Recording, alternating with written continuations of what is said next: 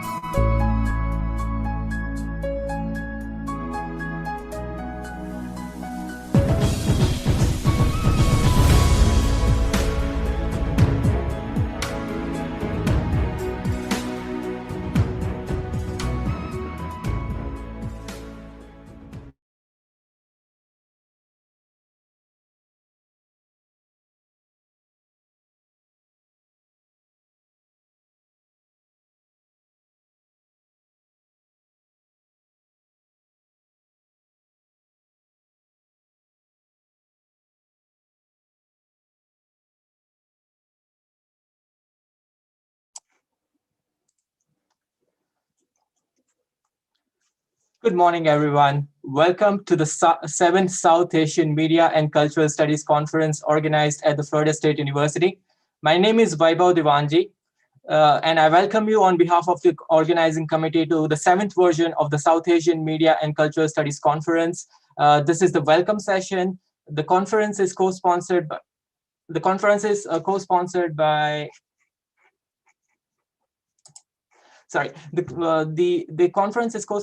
the College of Communication and Information, the College of Social Sciences and Public Policy, and the Center for Global Engagement at the Florida State University.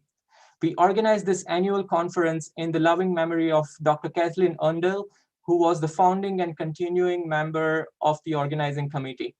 This year, we are proud to partner with the Christ deemed to be University in Bangalore, India, for their conference Media Meet. For the 7th South Asian Cultural Studies Conference, we'll have 47 experts joining us from 7 different countries through all 3 days of the conference.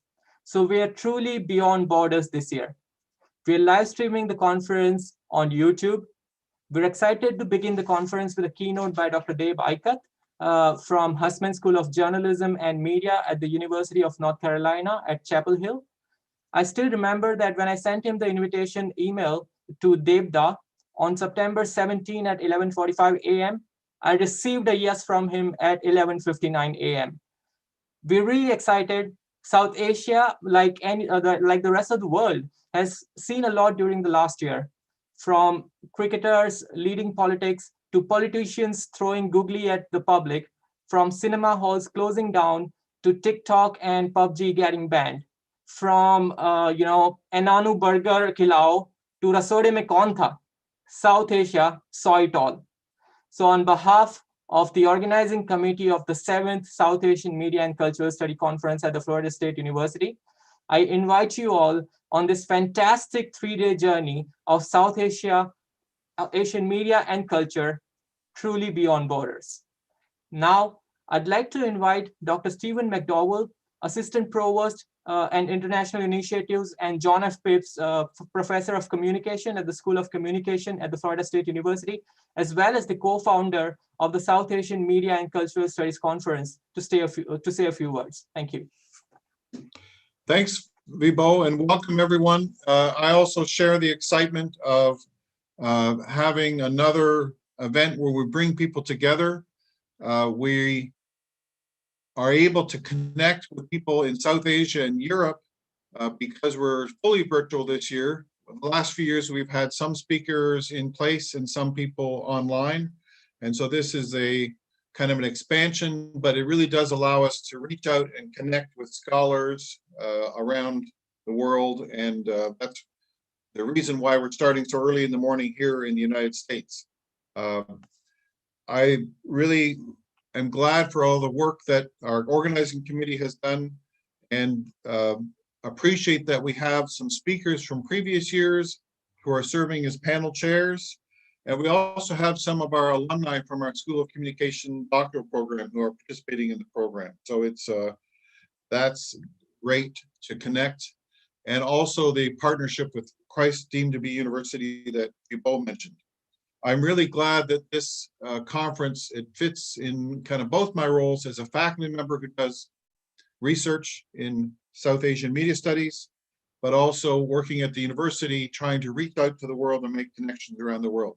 So thank you again for coming.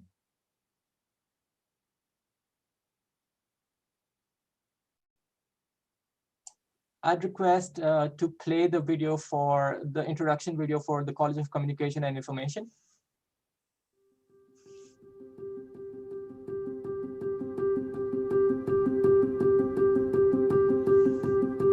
Imagine a place where students from around the country, from around the world, come to learn,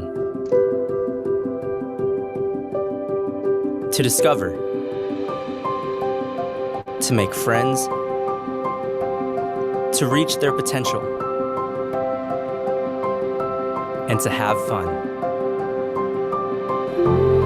Where technology makes an impact in our lives, where communication helps articulate ideas to many, where clinical researchers work to improve young scholars' futures. And it's all because of you. Let's celebrate 10 years of CCI. Thank you. I would now like to invite the CCI Dean, Dr. Larry Dennis, to say a few words. Thank you, and welcome everyone. You know, I think this year more than any year, I think there's a lot of excitement around this conference. Not only because it's easier for people to get to it, but we really are trying to maintain all of the connections that we built up over the years and keep this whole conference moving forward. You know. And so we're really happy to have you join us virtually for this 7th South Asia Media and Cultural Studies Conference. And the college is really delighted that we've been able to help provide some of the financial, technical, and moral support for this conference. You know, and like I said, this year more than ever, the conference is vitally important. And I think really to focus on the growing impact of Southeast Asia. It's kind of hard to overemphasize the value of your research, your efforts, and your participation in keeping this global community working together and building connections between people from around the globe. So I want to thank you in advance for participating, and I hope that you'll find this conference both informative and thought-provoking. So again, thank you for being here, and thank you for letting me play a small part in it.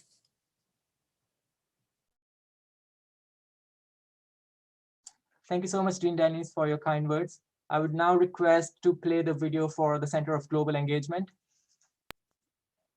Hello, and welcome to the Center for Global Engagement. Our mission is to facilitate international diversity and foster global understanding and awareness within the FSU and the Tallahassee community. CGE does this in a variety of ways through our resources, services, and support with the commitment of enhancing FSU's internationalization initiatives. Our first population that we focus on are international students, scholars, and employees, all of whom come from different corners of the globe.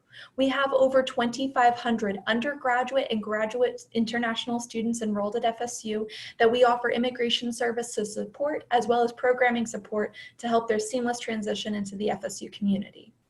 We offer a variety of certificates and trainings for our larger campus, and for our undergraduate students, we have a global citizenship certificate with the goal of robustly exploring what it means to live in a globalized society and the intercultural competency skills that come along with it to make it a successful interaction for you. It's applicable to all fields, is an academic and transcript recognized notated certificate, so we highly encourage you to consider enrolling today. For our global exchange programs, for those of you that are interested in having an international experience yourself and studying elsewhere outside of FSU, we have over 40 international institutions we work with from all around the world that are either major specific, meaning you can study in your direct major, or are university-wide, meaning you can study any major, depending on the flexibility of your schedule. But this particular program allows you the opportunity to really explore and develop those cross-cultural competency skills in an environment separate to what you experience here at FSU. We have also other cross-cultural exchange programs. If you are unable to leave for a semester or a year and you would still like an international experience, so our Beyond Borders program is something that you might want to look into, that we partner with a Germany and Jamaica institution. We also have a variety of programs that we offer all throughout the year that give you the ability to engage with our global community, but here in the Tallahassee environment. Our most popular event is our International Coffee Hour. It is one that we have every Friday from 5 to 6:30. Currently it's being held virtually, but when the university is back open, it is held in the Globe Dining Room. And we offer free desserts, tea, and coffee from around the world. And it's an opportunity for you to engage with other students, faculty, and staff from either a domestic or international background. You get the opportunity to connect and learn from one another and really understand what it means to develop and grow in that global community environment. If you would like to learn more about the Center for Global Engagement and all that we offer as a department, please do visit our website. We do have our contact information on the website if you would ever like to engage with us further and learn more about how you can get involved. But we also have a variety of social media websites which you can connect with us virtually as well. So we do hope that you think of us as a home away from home and engage with us in some way. The Center for Global Engagement, as well as Dr. Cynthia Green, the Director of the Center of Global Engagement, have been a constant source of support for the South Asian Media and Cultural Studies Conference at the Florida State University. I'd like to now kindly invite Dr. Cindy Green to say a few words of welcome.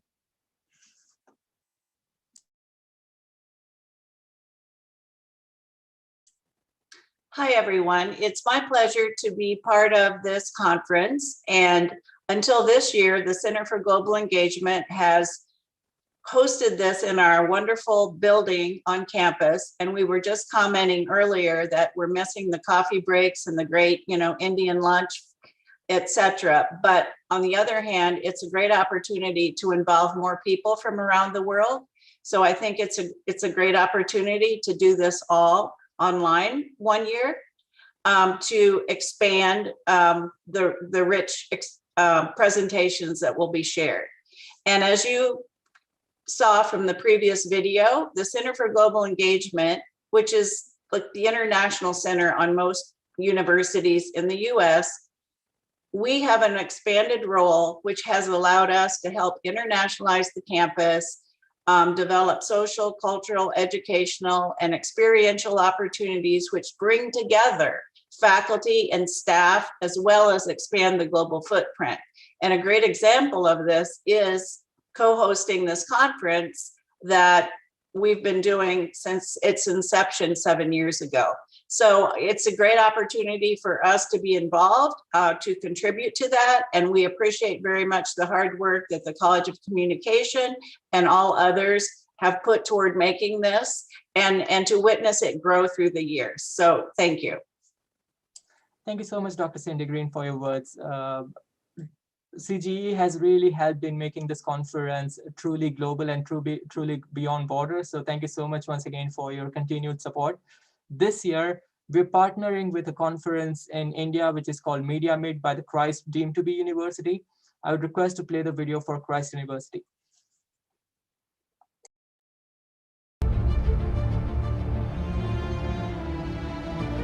Every student who put their heart upon this institution and walk into this campus showing us their dreams, demonstrating honesty and maintaining integrity are transformed.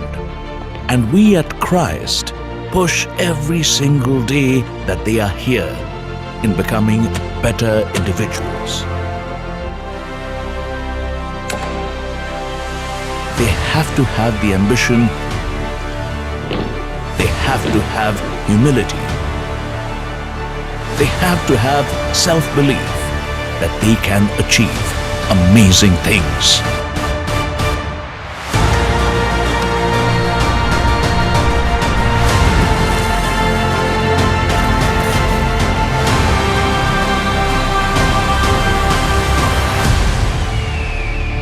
Education prepares one to face the challenges of life by bringing out the best in them. It should be relevant to the needs of the time and address the problems of the day. Christ University is a nurturing ground for an individual's holistic development to make an effective contribution to the society in a dynamic environment. We are now 5 campuses across India.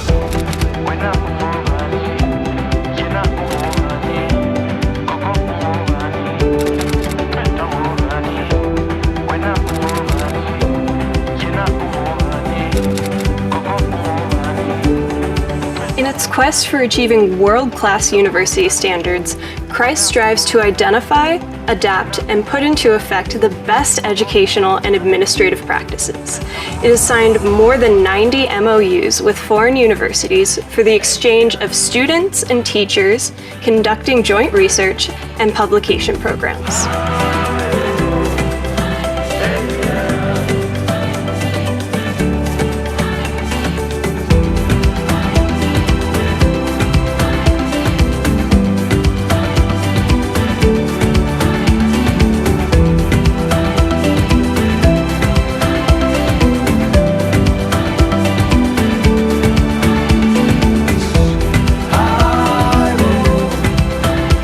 Education at Christ is a multicultural experience with pan-India students and students from over 60 countries across the globe.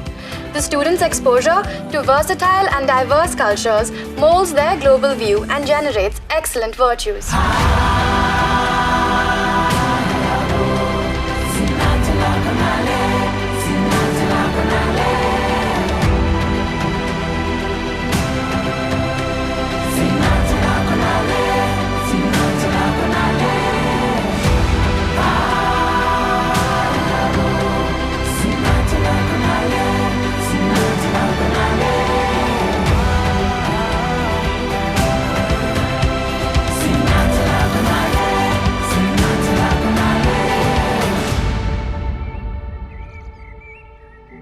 Christ University, World of Excellence and Service.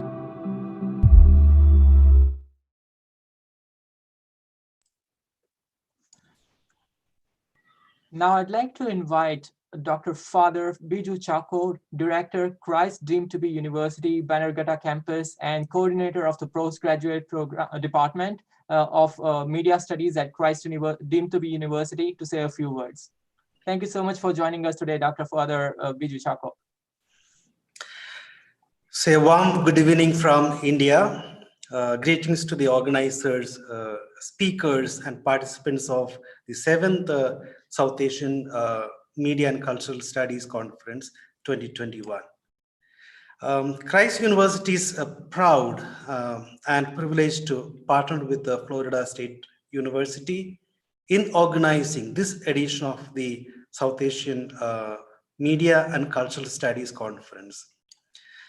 While the pandemic has hit us in a different level, I think it has indeed prompted new possibilities with the aid of the technology. We are now able to connect with each other in this global conference virtually.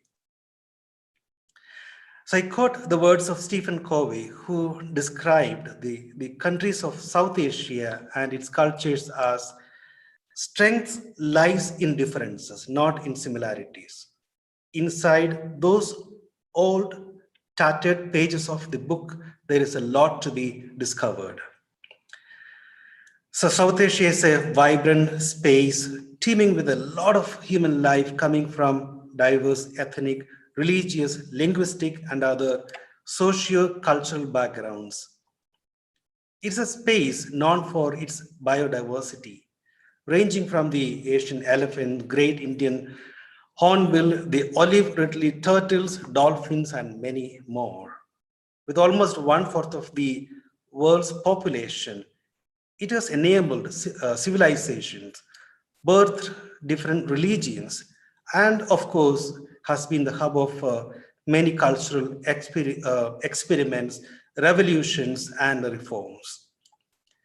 And media has played a huge role in dictating the contemporary culture of South Asia, putting identities, communities, and cultures in a state of flux.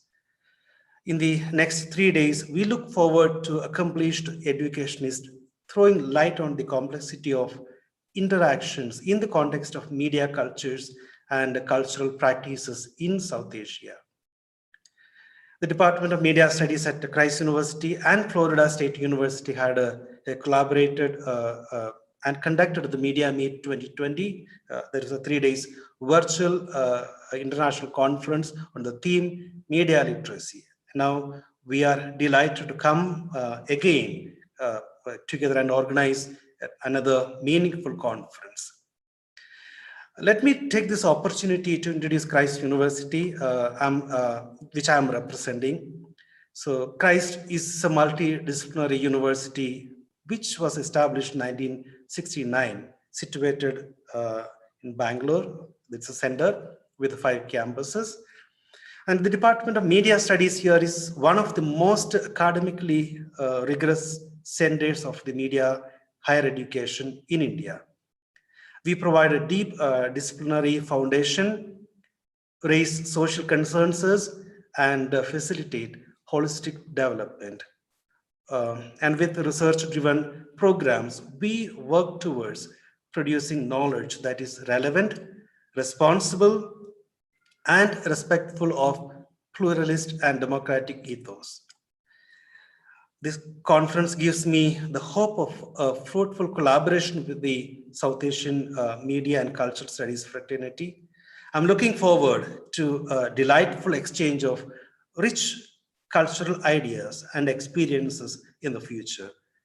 I also hope that this congregation will work towards bettering the socio-political and cultural realities of South Asia.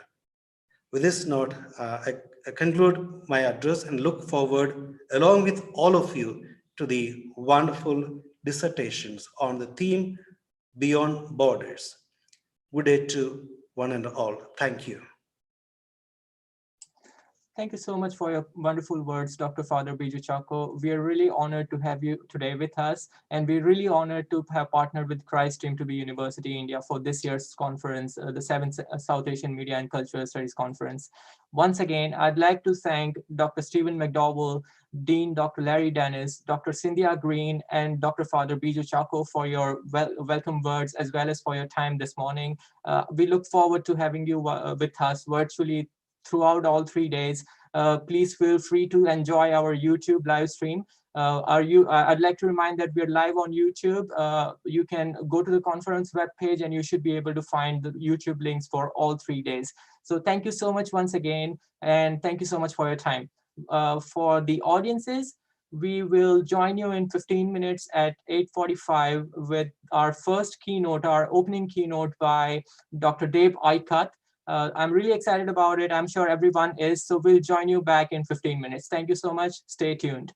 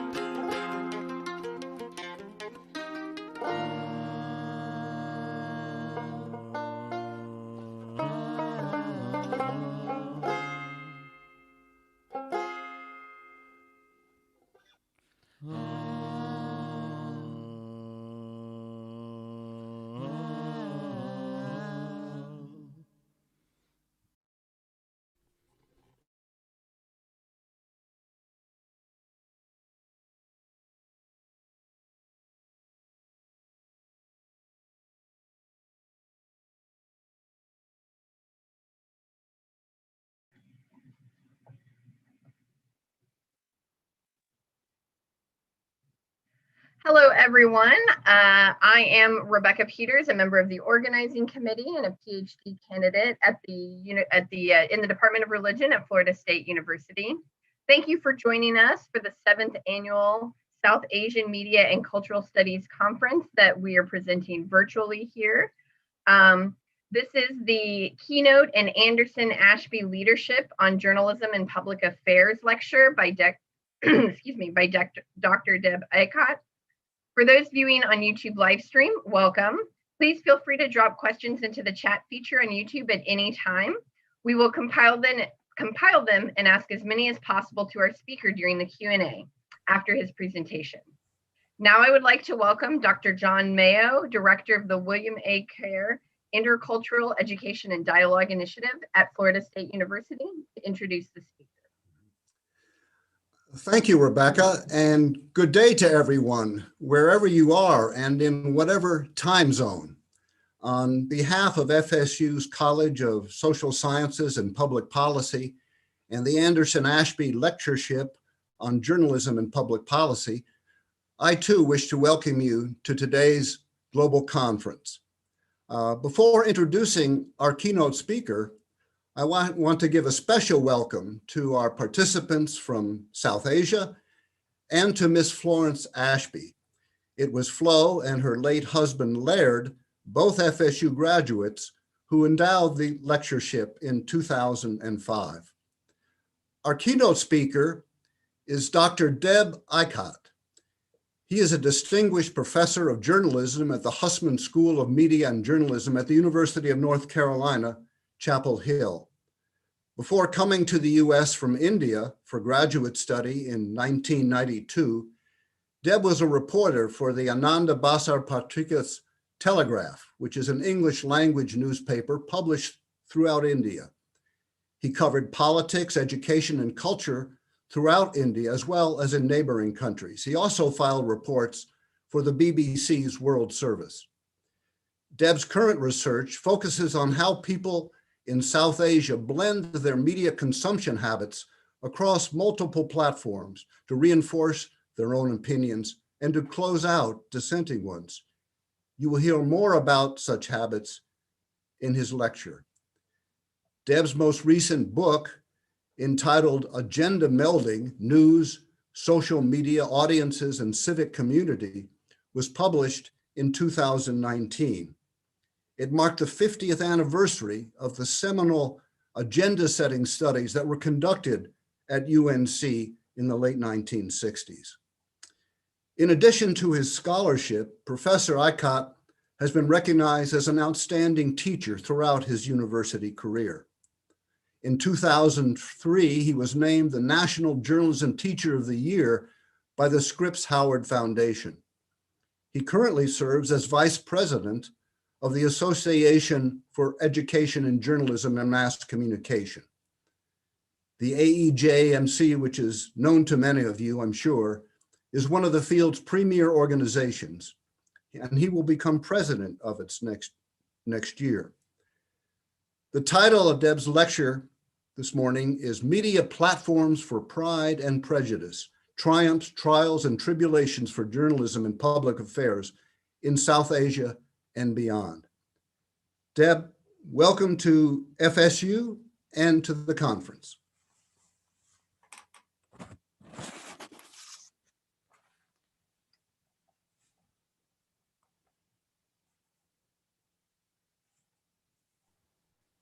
Thank you, Dean Mayo, for that kind introduction. Can you all hear me okay? I have a bad habit to mute myself, which is not a good thing on Zoom. So thank you, Dean Mayo, for that kind introduction. And I'm honored to be here, honored to be with you on Zoom, although I would have loved to be in sunny Florida with you, which I hear is not sunny today and it's cold. But anyway, let's get started. And I do want to mention that I would like to engage with you in a discussion. So feel free to stop me anytime if you like on any questions that you have. And I would be happy to work with you on that. I really want this to be an interactive session. So as Dean Mayo mentioned, that this would be a discussion on media platforms for Pride and Prejudice. But before I do that, I wanted to thank you all for attending. I especially wanted to thank Dean Mayo, Professor McDowell, Miss Florence Ashby, who is here, Mr. Bhairav Diwanji, who has been working with me. He writes perfect emails. I mean, you should read his emails to understand everything. We communicated on email throughout this lecture, and Miss Rebecca Peters for chairing this session. So without much ado, let's get started. So today's agenda is very simple. I have a lot of slides, so I'll go very fast. So please fasten your seatbelts. I will talk about media and journalism in South Asia, and you would have some perspectives on that. We will also talk about public affairs in our democracies. I will have a lot of perspectives on free speech, and I would be curious to know what you want to think or what you think about it. I will have several visual and verbal cues, and we will go very fast. Stop me if you want, if you have questions. So I wanted to quickly introduce myself, although Dean Mayo did a better job than I could do. But I wanted to tell you, I was born in India. I worked for the Telegraph newspaper. And as Dean Mayo mentioned, I reported for the BBC. That's the building that you see is Carroll Hall, home of the school, Hussman School of Media and Journalism. It is empty now because of the pandemic, but from Monday, we will begin in-person classes. Only 18% of our classes are being taught in person. My wife and I became an American citizen in 2003. And as American citizens, we vote every time. So if you look at my career, I was born in India, a largest democracy in the world. And I have thrived, created trouble, and reveled in the democracy that is the United States, which is as vibrant as it gets. I got my PhD from Ohio, and I have been associated with ICA, AEJMC, Pointer, and other organizations. And I also have been working on research projects with Scripps Howards after they honored me for being the Teacher of the Year. But today, I would like to share something more important. Let's go back to India. Not only India, the British Empire. This is in the 19th century. As you know, the sun never set on that British Empire. And what it did was, it created India, right? It created the concept of the Indian subcontinent. This is undivided India over 18th century, 19th century. As you can see, there are little provinces, but today's India, which is a very significant smaller part of the bigger India, although we identify it as a subcontinent now. So the South Asian subcontinent has a dominant role in politics. If you can believe it, it is the home of 1/4 of the world's population. I actually calculated it to give you this figure. And then here are some key countries. And I put the flags in there so that you would associate with them. And I know a lot of our participants have associations with that. And even if you do not live in South Asia, the diaspora of South Asia affects you all, right? Think of your communities. I can almost bet, without knowing which community you live, there is a South Asian restaurant that sells good food and you all enjoy. And so South Asia has an important aspect in our culture. So I very much treasure FSU's commitment to international education, including South Asia. So I'm honored to be with you today. Much as I love South Asia, there are problems in South Asia. And I pulled together a map of Asia, or this chart of Asia. I'll share with you a lot of charts. As you can see, at one end, Japan has very good internet freedom, I mean, by comparison, and China has the worst. But if you look at all the South Asian nations, they're kind of in the middle. India, they're in the middle. with kind of a little more than 50% freedom. Sri Lanka below 50%, Bangladesh like 40%, and then Pakistan just a quarter. So as you can see, this is a very important issue, but this is an old chart. It was in 2019. I'm sorry to say it has gotten worse, and I'll tell you why in a minute. So, and maybe because of these people. These people rule India in a way, India and Pakistan, Sri Lanka, Bangladesh. I'm going to skip Myanmar for a minute, Bhutan and Nepal. Why did I skip Myanmar? Because Myanmar had a change in leadership, and Min Aung Hlaing is now going to be ruling, and Aung San Suu Kyi, the democratic leader, is out, and you can almost hear of updates. So as you can see, in terms of media, culture, and technology, South Asia is not only a concept that is a geographical concept, it has almost a worldwide significance. And why? Because it is home to some vibrant democracies, and believe it or not, they are supported by good press, good journalism. Don't take my word for it. You know, there are some researchers who are trying to explore how will journalism be affected due to the pandemic. As you know, there were no printed copies for some time in India, but the KPMG, which analyzes marketing and everything, it concluded that the COVID's impact on print media will be low. Can anybody take a guess on why it would be low? So I wanted to stop here, and I wanted to just table a question or share a question. Why are print media thriving in South Asia? I know, I mean, whatever your acquaintance with South Asia, you know that print media, newspapers, magazines are thriving. Why? Which media platforms do people trust in South Asia? You know, an alternative to, you know, like the traditional newspapers are media platforms, right? Today, you have newspapers being delivered on media platforms. So as we go through this, I'm going to see if you have an answer. But before you come up with an answer, I wanted to tell you my theory so that you can tell me whether you agree or not. So print media has been thriving. Why am I asking this as a question? Because in the United States, in the USA, and in other nations like United Kingdom, Germany, France, all the Western democracies, print media is on a downturn. I mean, it's a pity to see all these newspapers closing down. And the reason is very simple: internet connectivity. South Asia has very low internet connectivity as compared to the United States. It has 90%. If you go to England, it's almost like 89%. Germany, 100%.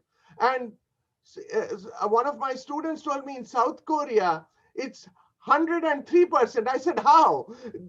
And he said that, well, there are people having multiple internet connections. So internet penetration is more than 100. So you almost take it for granted.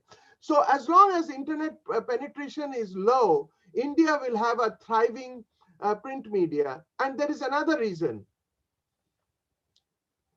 You know, this goes back to my topic, the pride and prejudice in media platforms. So media platforms were not designed to be news sources, as we all know. They were designed for communication. You and I communicate, and if I have some nefarious intentions, I can spread rumors. There's nothing preventing me from preventing rumors. This is a picture from Bangladesh. You know, there are a lot of people in parts of South Asia who do not want to read or subscribe to 5 newspapers. So what they do is they go to a common area, like this is like a news wall, if you will, and they have all these newspapers that are pasted, and it creates more engagement and readership. And look at this, I love this picture. Look at all the political posters right above it. And if you look closely, the father of Bangladesh, Mujibur Rahman's picture is right there because his political party is thriving in Bangladesh. So as you can see, news entities are run by professional people. So in contrast to media platforms, they do a better job of conveying the truth and contributing to a democracy. For example, it's not only contributing to a democracy, it's defining the media narrative. So I wanted to share with you 5 newspaper front pages, just the top half, as they say, above the fold, of 5 newspapers that interpreted or that narrated to its audience in India and beyond, because a lot of people who were residents of India and who read maybe the Telegraph or the Hindustan Times still read it. I'm one of them. I worked at the Telegraph, so I read the Telegraph almost every day and keep up with India. So as you can see, these, so I don't know if any of them screams at you, but one of them did. Times of India readers thought the title, Ku Klux Klan, Don Triggers Mob and Rob Bid, took the audience by storm. And, I have written better headlines than this, but I do want to tell you that there was a lot of impact. So in other words, and I'll let you take a minute to read these comments, I wanted to tell you the newspapers or news entities in South Asia are engaging their audience, something I don't think our newspapers in the United States, I say this because I live in the United States, doesn't do a great job of it. I mean, occasionally you have newspapers engaging, or news entities on Twitter engaging people, but we can do more. And South Asia news entities do more. They're not only just conveying news, they're making something fun. For example, Times of India started this great feature of having an artist make masthead artwork. Now, you remember Doodle, Google has this Doodle where, they invite various kinds. So this is like a Doodle. And it's like the top one is the World Yoga Day, the first one. The second one is International Tiger Day. All the tigers are there. The third one is New Year's Eve 2019. The fourth one is New Year's Eve 2020, complete with the bird, with the cake. And the last one is basically celebrating nature. So think of that. Newspapers are having innovative ways by which they engage their audience. But truth be told, newspapers are having problems with economy, with revenues. And so they are having a lot of issues. So there is a big issue that whether democracies will survive. As you can see, this Ed Stein's ink cartoon, and it was drawn in 2008. So, 12 years later, it has gotten worse. Why has it gotten worse? Because of tools that we all use. We are now using a tool. I'm communicating with you through Zoom and through the internet. So there are so many tools, so little time. So we engaged in a research project where we found out, and we wrote a book in 2019 on it, that we are no more like just looking at one news entity to create our news. We construct our community from information that we see. Think of how many times you search the internet for a news. And then there are information that seeks us. For example, how many times you get a ping on your mobile phone or a feed that says, hey, this is what is going on. So we theorized how people mix, meld, and merge the news to create a coherent picture. And it may not be a coherent picture, which was illustrated by the Capitol storming. Some people had an incoherent picture that election was stolen, and so they found that they would go and protest. And why is this happening? Because if you look at your left, the traditional media has an agenda, right? It gives you a news agenda, and then the social media also shares with you a news agenda, right? There are people protesting. We think of the Me Too movement. The Me Too movement was initiated on social media. And a year later, the Me Too movement started in South Asia. Like, as you remember, 2017, October, the Me Too movement started all over the world. But in India, it was a year late, 2018. But think of social media creating an agenda. But then there are audience agendas, right? You and I can share things. And so today's media agenda melding, which is the melding of all these agendas in our digital society, is a combination of all three elements. And what are some of the, why are these elements happening? That's because even our leaders, our world leaders, this is Twiplopacy. By the way, if you are looking for research ideas, Twiplopacy, which is a PR company, Burston, Cohen, and Wolf, they were Burston Musteller. They for about 10 years now, they have analyzed how world leaders are using tweet. And I wanted to draw your attention not to all the world leaders, that's important too, but look at Pakistan's Imran Khan at the bottom. He has 11.8 million followers, and he has had 22% follower growth. Not to ignore Narendra Modi from India. Narendra Modi has 57.9 million followers. So now that Donald Trump is out of Twitter because he was banned, Narendra Modi is among the leading voices on Twitter. And not only him as a personal voice, he has also, as you know, the PMO India, which is towards your right. And he basically rivals the Pope. So think of that. Even the Pope is on Twitter trying to share his ideas and things of that. And towards the bottom right is Queen Raina. Queen Raina is from Jordan, and I would encourage you to see her. And she's, of course, not in South Asia, but she has motivated groups of women. She has empowered women to be leaders, and it's amazing what she has done. So anyway, as you can see, you don't need the news media anymore. You can have your own Twitter channel, as these world leaders are doing, and they have their own. But there's a problem. So some of these tweet followers are fake. Donald Trump had 37%, Narendra Modi had 60%, even the Pope had some fake followers. And it is not only the world leaders having fake followers. Taylor Swift, the singer, she apparently has 85.6, it's more now, I definitely know that. And Kim Kardashian, they all have significant fake followers. So this, as you know, as I said, this is a media platform that is sharing both pride and prejudice. Prejudice because somebody is trying to give you a fake image to feed a prejudice. And of course, we have world leaders who share insults. And as illustrated by this New York Times study, Donald Trump had so many tweets by which he was either announcing public office things or he was insulting people. So these are not my words. 598 people, places, and things Donald Trump had an interest, and in most cases, according to this New York Times analysis, he had insulted. So the world leaders of South Asia haven't resorted to this insult, but I wanted to share with you. So that brings me to some important lessons learned.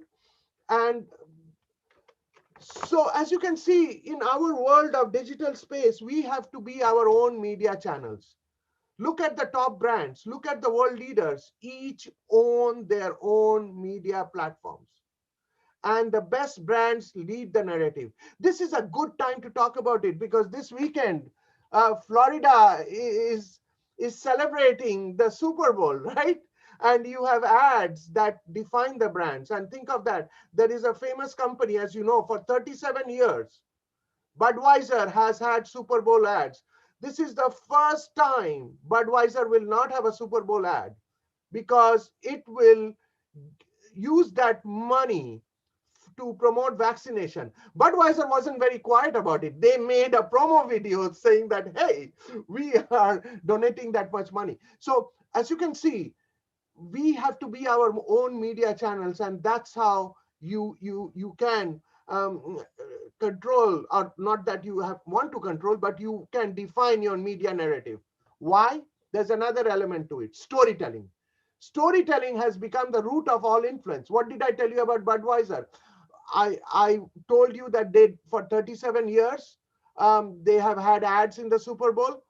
but you were curious to know why they did not. So I told you that, hey, they are now taking care of vaccination programs and they're going to fund vaccination campaigns, because as you know, a lot of people, they do not want to be vaccinated. So that's storytelling. That is associating Budweiser with a good campaign. Why are stories important? Because a powerful story lasts forever. Inform and influence your audience with the power of a great story. So Budweiser, just to give you an example, are not going to promote frogs. Now you can replace the word Budweiser with any entity, any people, place, or a thing in South Asia, and you can relate to that. In fact, this theory is so robust that you can apply to any part of the world. That brings me back to South Asia. South Asia, as you know, has had a very vibrant presence in every aspect of our lives, whether you live in South Asia or whether you are in a community of people who are from South Asia. That's because there is a very involved group of people who are very global, you know, and I just wanted to share this little graph with you. This chart illustrates how many students from South Asia just come to the United States. Think of that. There is a surging group of people from India. 2000. Why did I pick 2019? That's because, you know, that was the time when we had an upswing. After 2019, it has kind of plateaued because of visa policies. But look at people from Pakistan, Bangladesh, Nepal, and other countries coming. In fact, the Access Now did not have data on Sri Lanka and other countries. Otherwise, we could have included that. But think of that. Some of these South Asian students are getting a global education, and some of them stay back, some of them become world citizens, creating and contributing to the diaspora. This is another important thing about South Asia. South Asia is not only limited by a geography, it creates global connections. Don't take my word for it. See these migration flows. You know, think of how many arrows are going from South Asia to other continents of the world. And think of that, they are all going to democracies. There is no arrow to China, I wanted to respectfully add. There are very few arrows to South America because of the language issue. But most English-speaking nations, including Australia, Canada, and US, have a large population of South Asians who are migrating to those nations. And as you know, UK was the initial nation. Even Mahatma Gandhi, he went to UK to study law, and then he went to Africa. And then, as you know, South Africa has a great and a very significant, if not dominant South Asian population. So I wanted to end by sharing with you an initiative that we started. And I'm very proud to say that Mr. Vaibhav Diwanji, Professor Steve McDowell, and Dean John Mayo, they all have been very good supporters of it. I realized in 2015 that we have so many people coming in from South Asia, having an interest in research in South Asia. So in 2015 at AGMC, we formed the South Asia Communication Association. As you can see, it represents a joint effort for media and communication scholars and practitioners in South Asia and the South Asian diaspora worldwide. By that phrase, we now include the whole world. So we bring together people from these countries, as I outlined. And that brings me to a final point about governments shutting down the internet. Now, at some point, maybe during the question answer session, I would like you to share if you feel that can governments shut down the internet? And does censoring media lead to better public affairs? You know, this is a whole initiative. I know FSU has a great initiative in public affairs, so I wanted to touch upon that. I know several public affairs scholars are in this session, so I wanted to touch upon that. But let me share with you my perspective or my observation. So look at this little chart.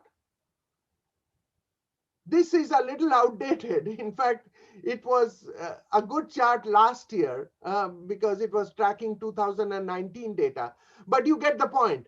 India had 159 instances of internet shutdown. If you are wondering what an internet shutdown is, the internet shuts down just like a power shutdown. And Pakistan had 19, Iraq had 8, and all other nations like Syria had 8, Turkey 7. And so why and India has had a problem with internet shutdowns, and it's not only India. Think of Burma. To your left is a picture from Kashmir. A Kashmiri journalist or a group of them says they have been against. They're protesting against 100 days of internet shutdown. I don't know about you. I cannot even survive 100 seconds of internet shutdown. And here we have 100 minutes, 100 days of internet shutdown. And on your right is a bunch of university students protesting against internet shutdown in Burma.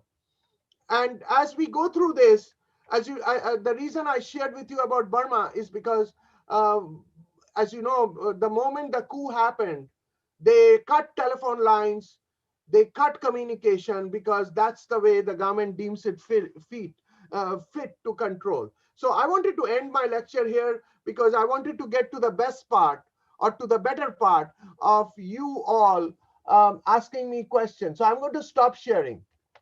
Thank you for your attention.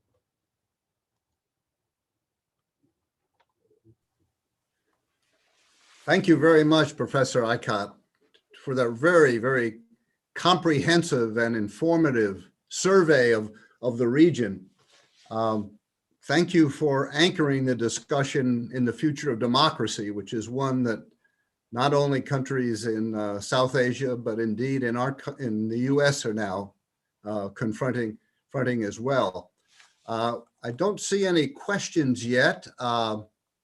Perhaps from my colleagues or from others who are here with the, you can proceed, but let me ask you about regulation.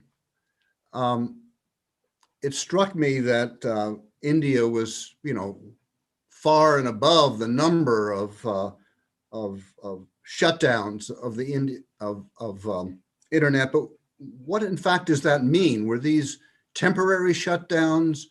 On what basis was it a countrywide or regional action? Just what happens during these shutdowns in India? So I'm glad you asked me that question. In fact, this has a funny story because the people in India never realized that you could shut down the internet. Like in this country, can you imagine thinking that somebody would shut down your internet? I mean, unless, there is a problem with your internet provider. So what had happened is during the revolutions in Egypt, about almost 12 years ago now, what had happened is some of the Egyptian engineers had figured out how to get off the hub and basically shut out the internet because, during the Arab Spring, there was all these revolution happening on the internet. And so the Egyptian authorities saw that it would be prudent to shut down the internet. So the engineers in India adopted the same strategy. And so if you are an internet provider in India or any part of South Asia, because Myanmar, parts of Sri Lanka, Pakistan, they are involved. So if you are trying to provide internet in South Asia, and why wouldn't you? Because it has a large population and you want to benefit from that revenue. So there is a condition that you have to agree to if you are a company, that you would be willing to shut down your internet according to regions. So Dean Mayo, your question was very relevant. Kashmir, as you know, which is the northern part of India, and that's a disputed territory with Pakistan, and that has gone on for more than 60 years. Pakistan believes that it owns a part of Kashmir and it occupies that. India believes that Kashmir is part of India. So that is why you have Pak occupied Kashmir, POK, and there has been conflict. So Pakistan has all these tensions over Kashmir, and Kashmir has been a volatile place. So the Indian authorities have shut out internet in Kashmir so that people are not exchanging information. So it has affected a lot of people, like food delivery people are affected. There are people in Pakistan who really have been very confused about it, because there are a lot of Kashmiris who have thriving home businesses by which they do craft and things like that. And then that craft is sold over the internet. But with the internet being shut down, they will shut off the internet in Kashmir. So Kashmir is the big region. Anywhere in India, if there is a riot, like for example, let's say in parts of Uttar Pradesh, that is one of the largest states in India. If it has a race riot, they would shut off the internet. And a lot of people, like there was an internet shutdown in Gujarat, and there was a lot of people who filed cases, questioning this internet shutdown, and the court ruled that it's legal. If the government wants to shut down the internet, it can. And the reason the government officials said was, we wanted to protect peace, and that was one of the reasons. So breach of peace is one of the clauses by which you can shut down the internet. Well, as you point out, people in India, throughout South Asia, throughout the world, are now so dependent on the internet, day in, day out, for everything. What is the reaction of the Indian public? This is a question submitted online. What is the reaction of the Indian public, the audience, when the internet is just shut down arbitrarily or not? So, and what is the reaction of the audience? It's of shock, right? So if you are a smart internet user in India, you have two backups. One, you create a VPN account by which you use your mobile connectivity to communicate. So that's one big reaction. Just like, when I was growing up in India, India would have a lot of power cuts. And so we would have little lanterns or a generator or a battery operated light where you could study. Now, to be honest with you, the reaction of the audience is of absolute disgust. So that is why a lot of people have protested that. And there is another segment of people who are activists who have set up little observation points online or to create world awareness about it. So there is almost a shutdown tracker where you can find out how many shutdowns have happened. Like today, if there is a shutdown, you would find it on the internet tracker, internet shutdown tracker. And as I said, this is a global trend, but South Asian nations have used it to, I would say, good effect. And this is a very important public affairs issue, because as you know, the internet is now an important element of conducting public affairs. So if you shut down, you're not only shutting down communication, you are shutting down business. So yes, the public reaction has been of absolute alarm. And the authorities have been very high-handed about it. When they shut off the internet, that's it. They are not going to relent. The only exception is, suppose there's a riot, and when the riot tones down, they would open up the internet. But it's been increasing. It's been an increasing problem, much to the sadness of the people around the world, that how can India, which is a cherished democracy, would do this. Yeah. Has this become a politicized issue in India? I'm thinking of opposition parties to Mr. Modi, for example. I know he is sensitive to criticism. How much of the shutting down is outright censorship of criticism toward his government? And are there countervailing forces? Well, that's a good point. You know, during the farmer protest in India recently, I don't think they resorted to internet shutdown. So I don't think it's only to scuttle criticism. At least that's not. And if you are trying to scuttle criticism, you won't be successful because, as you know, there are so many expatriate Indians and South Asians who will communicate for you. Like you can just call them and they could post on the internet, which is the problem China had. You know, China, as you know, has, as illustrated by the chart I showed you, that China has, you know, internet censorship. Don't take my word for it. Google doesn't survive in China because it protests internet censorship. So, but there are so many expatriate Chinese all around the world who will convey the message. So it is not to scuttle political dissent, because if you are censoring the internet in a region, it affects the ruling party, the BJP, it affects the Congress and everybody. It is just to stop the communication because, as you know, as we all know, media platforms are now being used for rumors, like on Facebook or on Twitter. That has been like a stream situation for lies. Like there are people, even YouTube. I mean, there are conspiracy theories on YouTube. So I think the spirit of censoring the internet in those regions is to stop people from communicating. And nowadays, as you can well understand, most people are communicating on the internet. Even telephone lines work through the internet. So that has been a big issue. So talking about the other way to just have a way around it, you get a mobile connection where you get a VPN connection, which is what people are doing in Kashmir to bypass the traditional broadband internet and to still have communication links. Well, as you know, in the US right now, the regulation of the internet and providers is, you know, very, very intense and has been politicized for some time.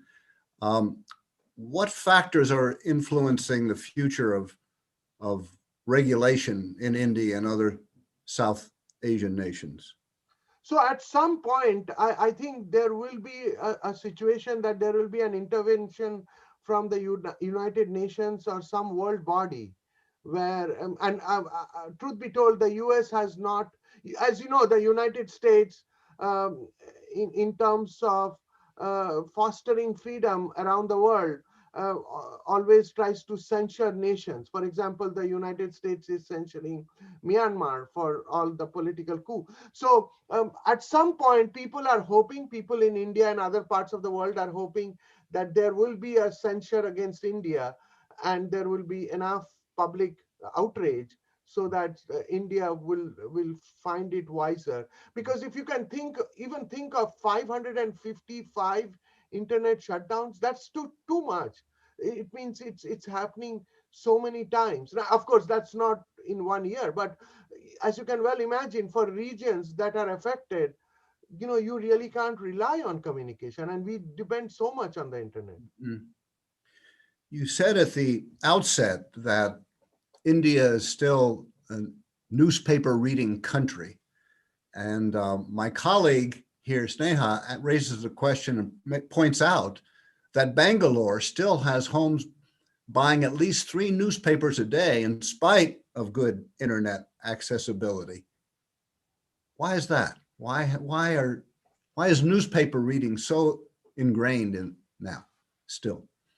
So believe it or not, India is home to one of the largest reading population and largest English reading population. So Bangalore actually has 8 newspapers. It has 3 English newspapers, which is because Bangalore has this cosmopolitan spirit. And this is something I have tried to analyze, and I have found 3 predictors to this. One is, as I mentioned, low internet prediction. So that Sneha would agree on that. The second is the average Indian has grown up with a newspaper reading habit. They get the newspaper slipped under their door, and they read the newspaper. Unlike this country, I find a lot of newspapers lying on the driveways. At least I used to. Now people have stopped those subscriptions, and nobody has read them. So that's the second reason. The third is, as you know, life in India, like life in the Western democracies, start very early, like 8 o'clock. People are rushing their children to school and stuff like that. Life in India, I mean, you could say that life in India still starts at 9 o'clock, but it's more relaxed. People have more time reading a newspaper. And truth be told, to Sneha's point, a lot of people just subscribe to a newspaper by habit. I'm not sure they're reading the entire newspaper. It's part of a cultural thing that, hey, I want to subscribe for a newspaper. And that's just like you get all these utilities. The newspaper wala, as they say, is one of the staples. And it's not only newspapers, it's magazines. India Today is a magazine that all it does, it sums up the news. And it has done that for 45 years. Now, India Today is so popular that it is translated into 12 languages. And, a part of India Today has now, revealed important things. But India Today started as a summary of news. I mean, it was almost like an imitation of Time magazine and Newsweek. But think of the large media entities that India has. Living Media not only publishes one of the best news magazines, which is India Today, which is in Hindi and other languages. It also has reprints of other publications, including the Harvard Business Review. And those are magazines, Cosmopolitan. All of these big magazines now have leased or has contracts with Living Media, which is the publisher of India Today. And they also own the Thomson Press, which is one of the best printing presses in India. So what I'm trying to highlight here is there's a culture of reading printed matter. And as we discussed, that a lot of people do not have access to social media because the internet connectivity is low. But even if they do, they are not engaging with social media as a news source. This is what has happened in this country. In this country, people have given up the newspapers, and whenever they want news, they go online. And they go online through their mobile phones to access the news. Now, India has its whole host of blogs and other things, but most people in India still love the pleasure of reading like a printed paper, because they also have, like we all have, online reading fatigue, right? Your eyes get tired at the end of the day. So that's a long answer to Sneha's question, but that's a great question.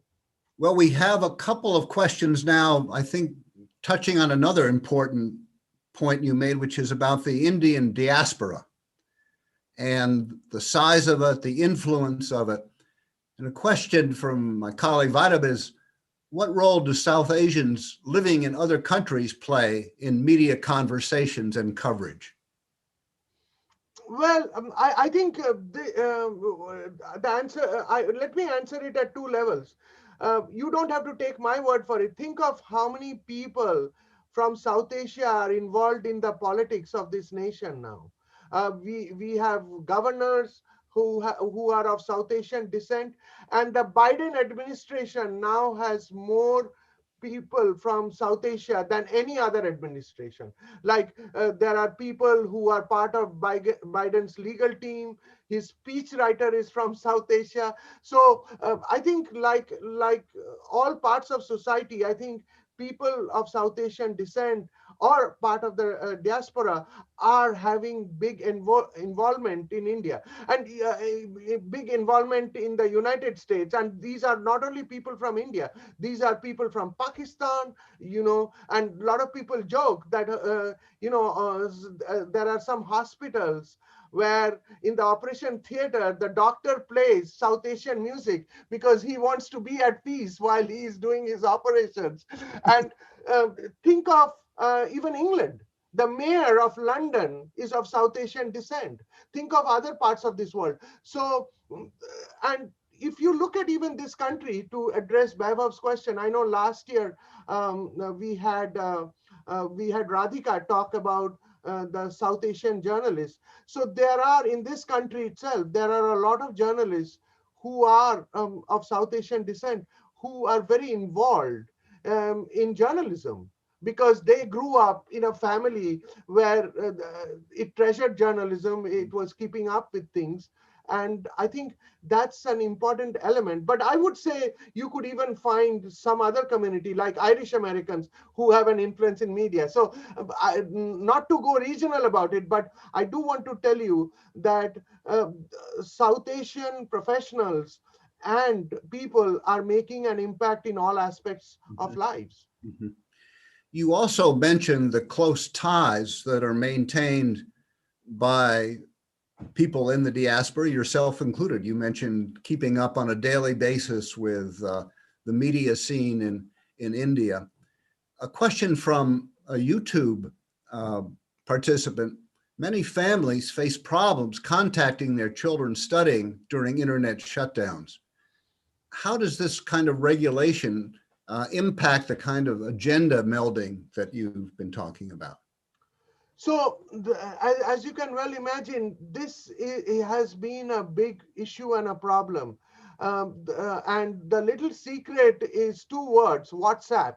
So a lot of families are now subscribing to WhatsApp, not because they like to read the text messages and the funny videos and all the forwards, but WhatsApp provides a free opportunity and a reliable opportunity to for telephony. So let's say I have a child in some remote part of India, and I wanted to communicate with him or her. I can use WhatsApp to do that. And again, as I mentioned, the mobile telephony is not part of the censorship, because it cannot be controlled that way. So you can almost use that mobile app to communicate. But it's a problem. You know, there have been situations where even the VPN facilities have been clamped down. So this is a problem that is happening all over the world. And I think a lot of people even use the old style mail. They write a letter to their child. You can't stop old style mail. Professor, some critics are concerned in this country, media scholars, that the pandemic could be the death knell for local journalism. You know, there's a trend, as you know far better than I, that local newspapers across the United States are suffering terribly. Jobs in local news, I'm talking about newspapers now, particularly. What accounts for the vibrant local journalism in India that doesn't seem to be surviving much longer in this country, particularly investigative journalism? So we explored that, and one of the things that we found, that, you know, journalism thrives in a community which has many problems. Think of that. You know, life in the United States or in any of the developed democracies is comparatively a little easier. You don't have to deal with potholes. You don't have to deal with telephone lines that do not work. You don't have to stand in line to get a connection to your gas line or things like that. So, you know, obviously there are more opportunities for local engagement. And in various communities of South Asia, people want to be informed about the local issues that are happening. And in developed democracies, like think of FSU, you have a very vibrant newspaper and news entities like television studios, television stations that are sharing the news. But beyond what highways are closed or beyond the local crime, people are not very engaged with the local news. But still, think of the local entities. Whenever whenever there's a hurricane, God forbid, whenever there is a hurricane, see how the local media are engaged. They will give you a list of school closings. They will give you details about evacuations and communities. So think of that. Whenever a community is faced with a problem, there is a strong local community engagement. And I think also local journalism also gravitates to some investment, right? If newspapers, so Facebook, Twitter, they are supposedly giving you the news, but they have not paid even $1 to a journalist, right? They are not spending any money to gather or invest the news, right? They are just a carrier of that news. And how are they carrying? They are giving you the New York Times or the Tallahassee Democrat and all of those details. So in many ways, there are strong newspapers, and Florida is home to so many of them that have invested in the journalism, and that has gone away. But I think the second response I have is, although the news, people are doing away with newspapers because they are not reading, people have not lost interest in news. The pandemic is a great example where people are still engaged. Think of how many times we have gone to a dashboard that is not hosted by a news entity, maybe that's hosted by a university like Johns Hopkins. Like, of course, you may go to the New York Times dashboard, or you may go to the CDC dashboard. Now think of that. That goes back to the agenda melding theory. Today, because of technology, we have empowered all entities. Like, think of a university like at Johns Hopkins, they developed this whole dashboard. Now it has a global audience.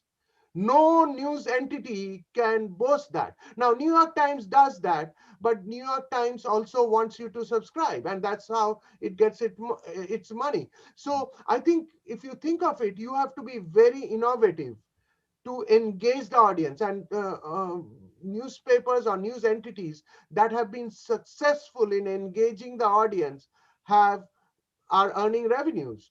And so that has been a big shift. So New York Times is getting all of these revenues not from advertising, which is the traditional model. New York Times gets it through subscription, and that has been happening since 2014. And 2016, it started the whole effort of giving free subscriptions right after Donald Trump was elected, because they found that people were engaging with the news. And they found, to their utter surprise, in a year, they were having more digital subscriptions. So most newspapers are now aiming for that. But that also doesn't deny the fact that there are a lot of bloggers who are creating some revenue by involving the audience and things like that. But I think there has been a whole democratization of the media. So today, you don't have to own a big printing press to be a new news provider. You could create an internet account or a Medium account or a blog account, and you could be a disseminator of news and commentary. And that is what is happening. But I think there has to be a shift in the revenue model, because I don't think if people are not buying or engaging with news entities, the traditional news entities, journalists will have a job. And don't take my word for it. For about 12, almost 15 years now, journalists have had to move away from their newsrooms because newsrooms shut down. There certainly is a democratizing impact with the spread of so many platforms and so many different medias. But returning to your very first point in your lecture about the role of media in sustaining democracy writ hold in India, are you optimistic about India's democracy, and what role will the media play going forward? So I think let me answer your question in two ways. One is, you asked about India. I think of all countries in South Asia have a vibrant democracy, depending on the day you want to talk about it. Pakistan is led by a cricketer who has very popular appeal, and he is very suave, and he can communicate. So, but what happens is all of these nations have big issues, like Bangladesh. Bangladesh has a vibrant democracy, but there are issues where the military kind of invades. What happened in Burma? There were things in Nepal, not a coup, but near to a coup, where the prime minister's family had almost a meltdown. Sri Lanka, another country. So India kind of has a situation where the military somehow hasn't had historically so much power to invade everything. Although I don't know, some of this could happen. But the worst kind of situation, the death of democracy in India, was in 1975, when the Prime Minister of India, as we all know, she shut off power to the printing presses, arrested the opposition leaders, and proclaimed an 18-month emergency. So the emergency, I survived the emergency, although I was a high school student. But I do want to tell you, once we were out of the emergency, three things happened. One, Indira Gandhi lost power and reputation, which was terrible. And she came back to power, showing the strength of an Indian democracy. There was a big media boom. All of the media entities that you see today got a very important realization that we had the magazine boom. Actually, India Today was started in the middle of the emergency. And last but not the least, I think all politicians in India, just to name one country, they have learned an important lesson that if you try to censor or if you try to clamp an emergency in India, your political career is doomed. And that's what happened to Indira Gandhi. And of course, the Nehru family still has a lot of political mileage in India. But as we have seen with the election of leaders recently, we have almost democratized the kind of people who are getting to public offices. There are definitely more women who are getting elected, which is an important aspect. There are more people from marginal groups who are getting elected. And also, I think the big issue for India is, and in parts of South Asia, is this religious fundamentalism, because the average, I wanted to say for India, the average people in India, they are not religious fundamentalists. It is a great strategy when you see that the dominant religion of a place like is more than 70% Hindus, to make a Hindu fundamentalistic movement. Of course, it would resonate with the majority of the people. The problem is that I think that's a bigger problem in India, the way I see it, to its democracy. Mm-hmm.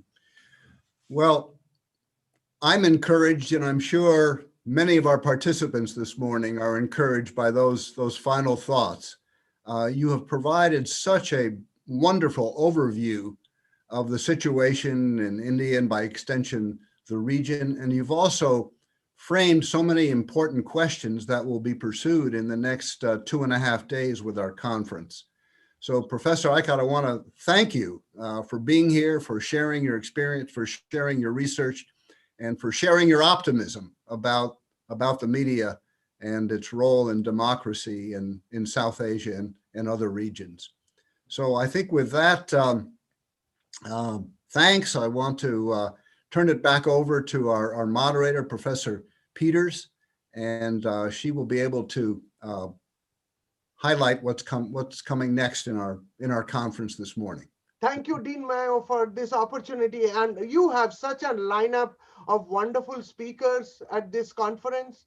I used to follow it over the years, so I'm not only honored to be part of this, I'm looking forward to attending some of your sessions. So this is excellent, and I'm so glad you are doing this even in this pandemic.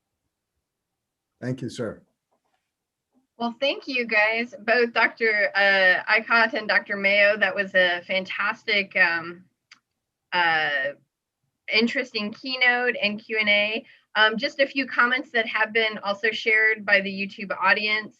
There was someone mentioned a fascinating point about the relationship with local issues and conflicts that drives demand for local news. And that easier life locally demands more local news happens. That's a really great point. Another point was that the New York Times growth has happened at the cost of local newspapers, which is a problem. And several other people said it was very informative. And we thank you so much. It was a great keynote and a great way to start us off on this conference. For those of you on YouTube Live, stay tuned for our next panel on Journalism Beyond Borders that will begin at 10:15. Thank you so much. Okay, thank you so much. It was great to be with you all. Bye. Bye. Bye.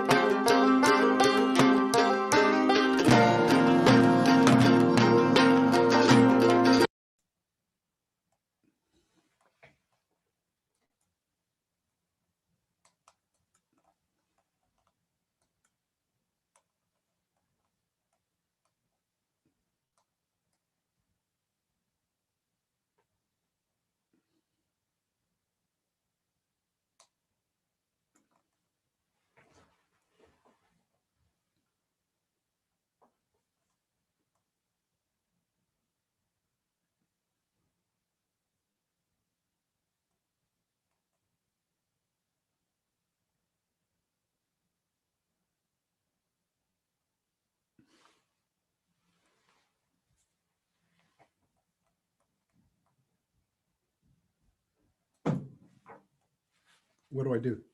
I don't. Good to go. Okay. Well, good morning, everyone. My name is John Mayo. I'm a professor here at FSU in the College of Social Sciences and a longtime participant with my colleagues this morning in the South Asian Media and Cultural Studies Conference. As many of you know, this is our 7th iteration of this wonderful conference, but this is the first time we've gone completely virtual. So it's a bit of a voyage of discovery, but so far so good. We had a wonderful keynote speech earlier this morning. So those of you who were here for that, welcome back. Those of you who are joining, special welcome to you. We begin our first panel this morning, which is entitled Journalism Beyond Borders. It will run from 10:15 to 11:30. And those of you who are viewing via YouTube live stream, please feel free to drop questions into the chat feature at any time. We will compile them and ask as many questions as possible to our panelists during the question and answer period. Our panel leader, an FSU graduate, Dr. Awais Salam, will invite each person to speak, after which he will run a Q&A with the panelists. Please remember that if you are not speaking, please silence mute your microphone. Now, without further ado, I would like to introduce our panel leader, Dr. Awais Salam. He's from Lamar University, professor of communication and media, Lamar University in Beaumont, Texas. Awais, welcome and thank you for being here this morning.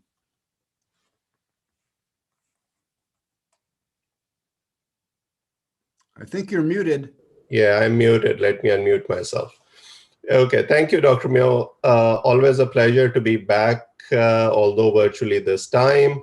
So as you said, our panel is titled Journalism Beyond Borders. It will be myself, Raza Rumi, who is director of the Park Center for Independent Media at Ithaca College. He wears quite a few hats, and the most distinguished of that is as a journalist these days. He has been a civil servant, and he is also a prominent liberal voice, and he also is championing the cause of alternative media in Pakistan these days, and Nyador, an organization that he is a kind of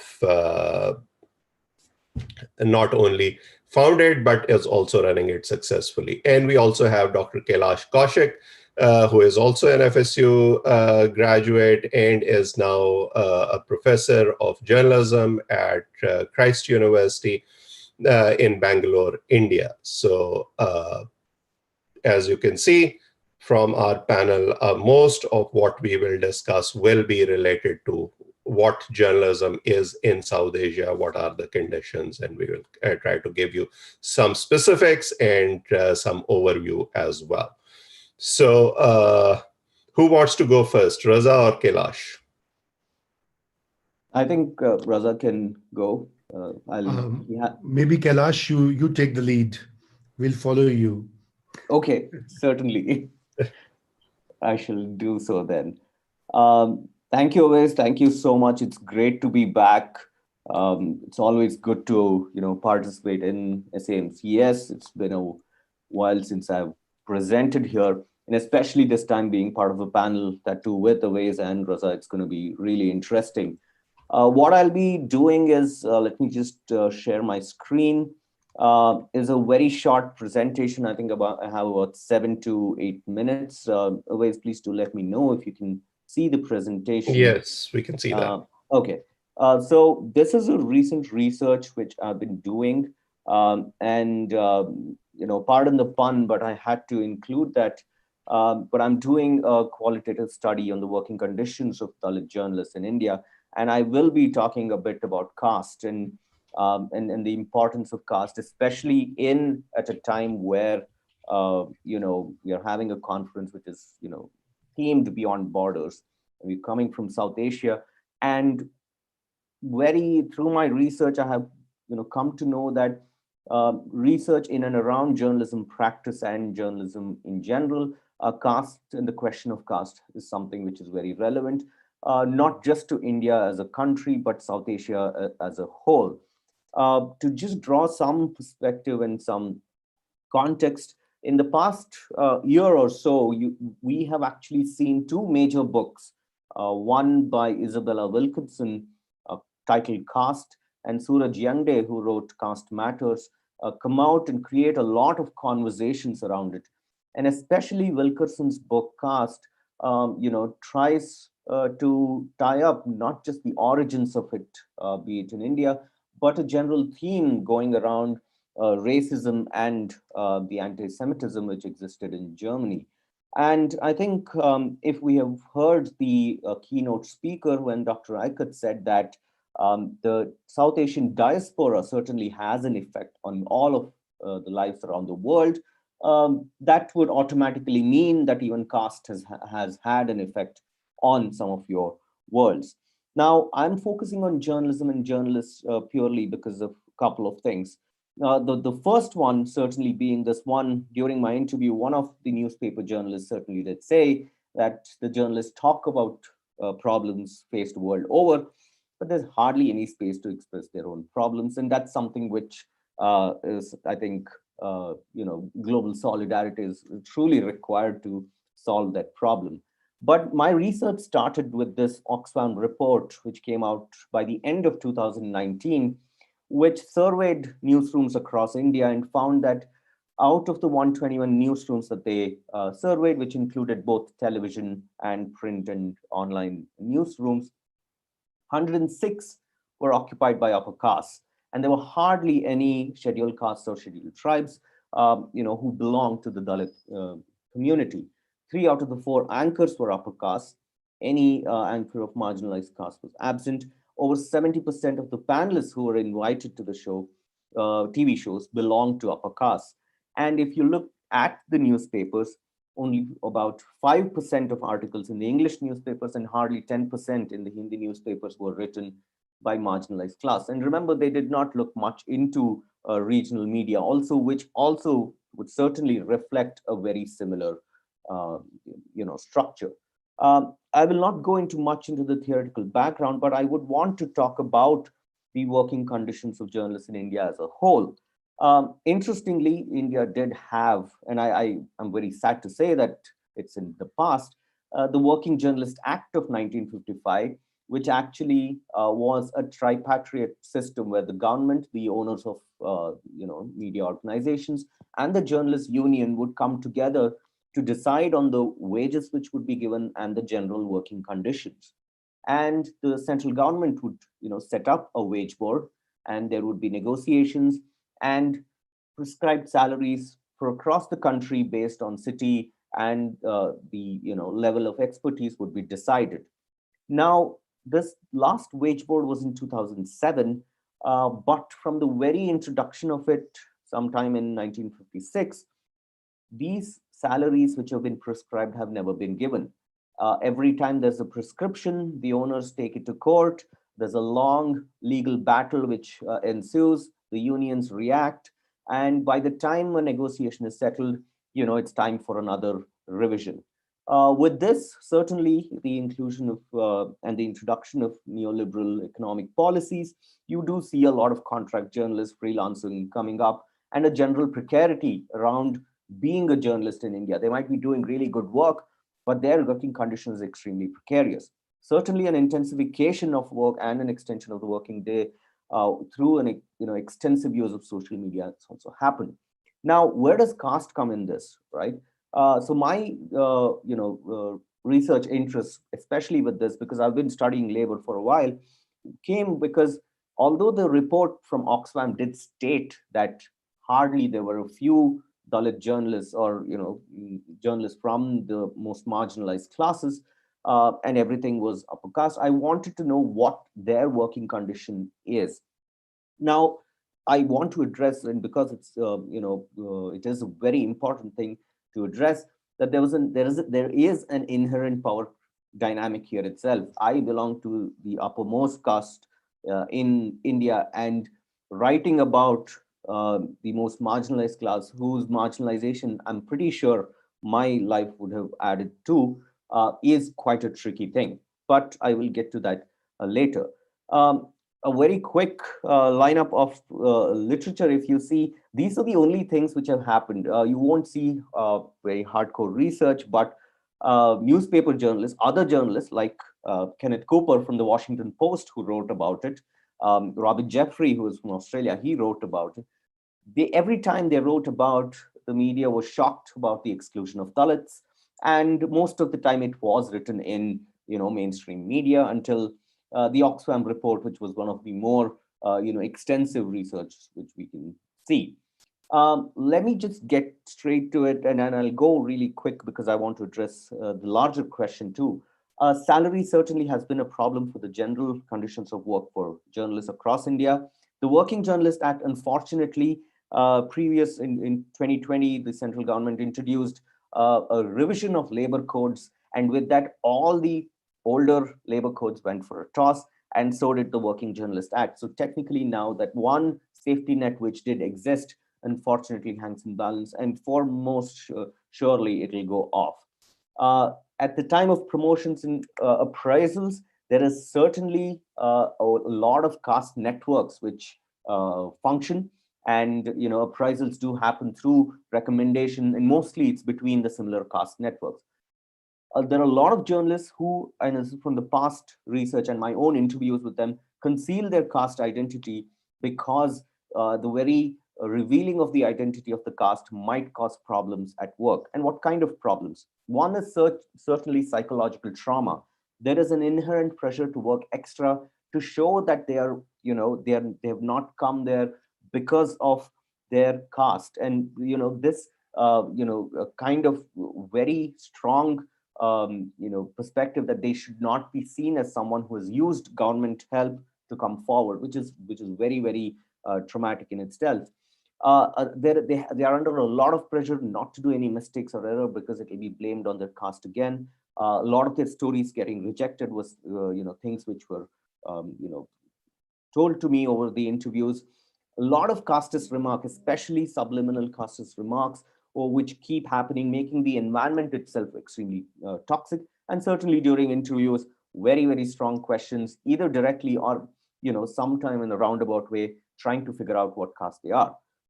There is also a problem to the very axis of journalism, although a lot of them join journalism with the motivation to change society. Even in the most prestigious of institutions of journalism in India, including the central government ones, access to journalism is very, very less. You hardly find any Dalit students joining. A recent survey by one of the journalists showed that Asian College of Journalism, which is one of the foremost training institutes, actually gave scholarships, and announced scholarships for Dalit students, but hardly anyone applied. A lot of them also told that in Indian journalism, there's this presence of the godfather where, you go ask them for advice, they suggest, they, recommend you. That absence of the godfather also, affects how many people get into these networks. And the absence of social networks, as I said, matter a lot when it comes to journalism.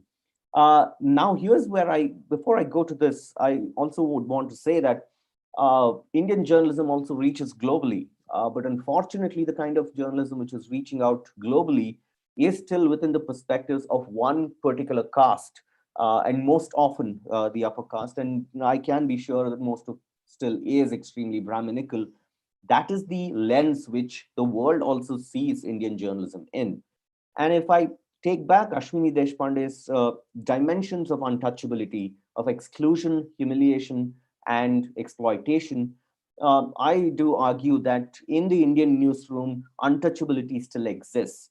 Untouchability might be banned and made illegal by law, but in the Indian newsrooms, I want to argue that these three things, as I have shown previously, still exist, which means the news which people consume are coming from a toxic environment where untouchability, not in the literal sense, but in the sense of exclusion, humiliation, and exploitation is happening.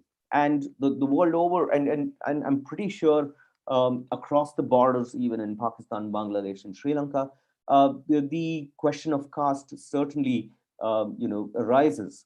And one thing, especially with the Beyond Borders theme, what I wanted to talk about here is any solidarity across the borders is extremely important to voice out these problems and engage in these discussions, because sometimes these problems cross over.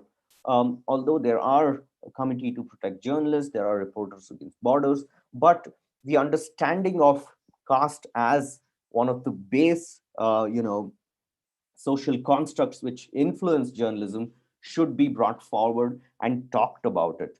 In general, while you're talking about the political economy of media, or even while analyzing news practice, I think caste becomes an extremely important, indicator. And not only because of these things which I've talked about, but the general connection it has to other power networks. Now, when I do say this, and some of you might have read the recent Cisco case, where even in the US, there was a court case which was based on caste discrimination. You do understand that these dimensions of untouchability has gone global.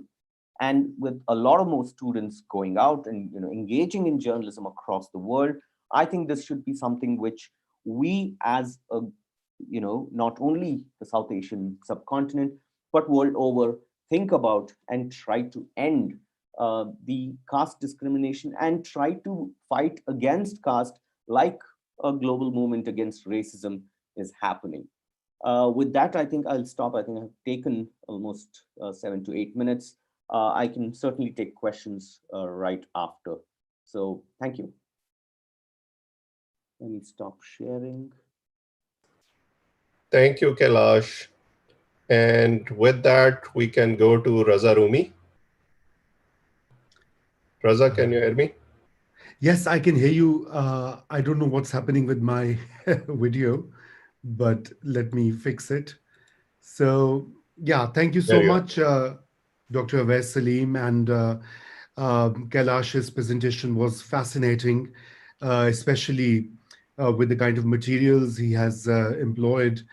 So I'm going to basically do a far broader overview, and unlike my erudite predecessor, I haven't undertaken any original research on what I'm going to speak about, but I think I want to focus basically on how the the decline in democratic freedoms and democracies in South Asia are directly both a result of the shrinking spaces for media outlets and journalists, and vice versa. So it's a pretty symbiotic process which is underway.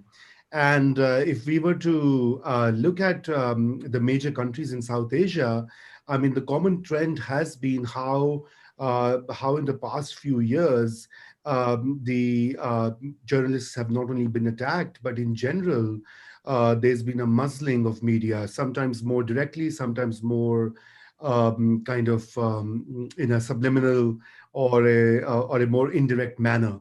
And three major themes emerge from that. One is, of course, the rise of authoritarianism in South Asia, which is again not too different from what is happening in the rest of the world.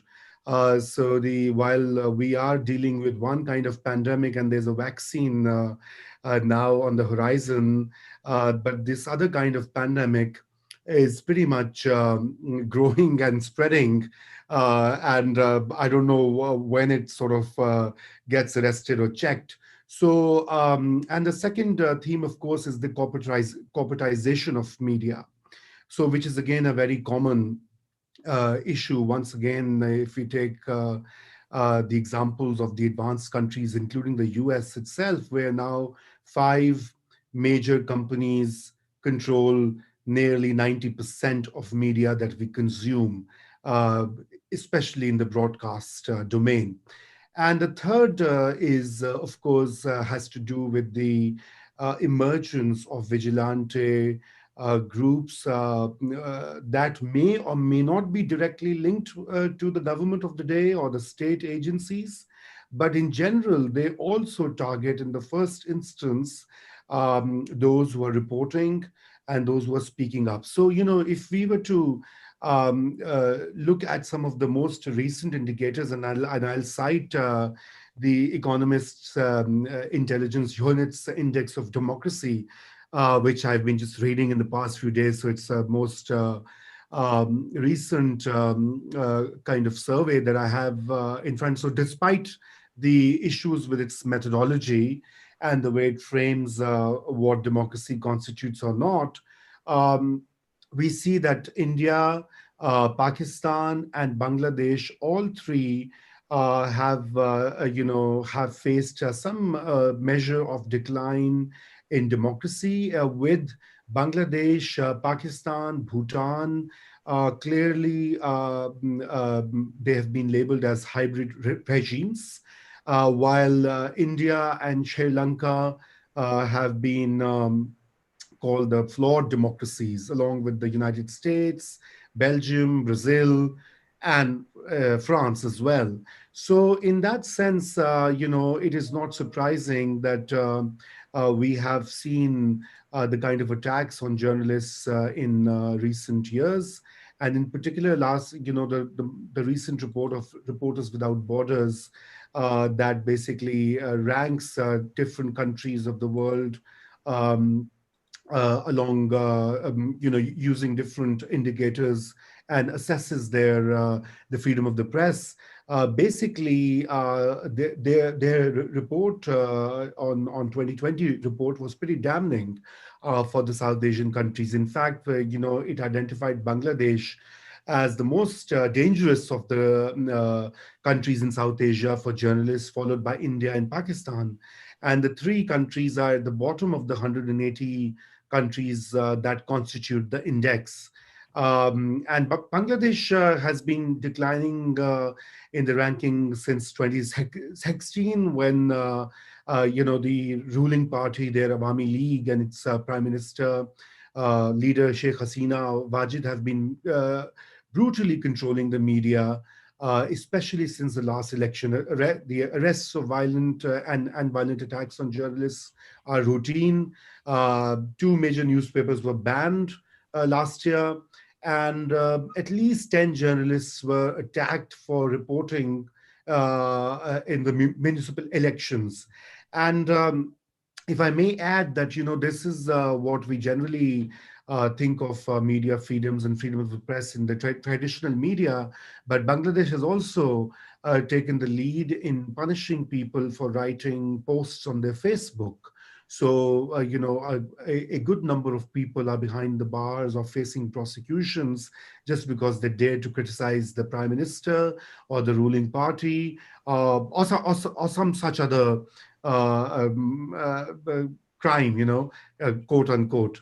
And similarly, in India, the situation is not too different, where the ruling BJP, the Bharatiya Janata Party, which also has a authoritarian streak and a very hyper-nationalist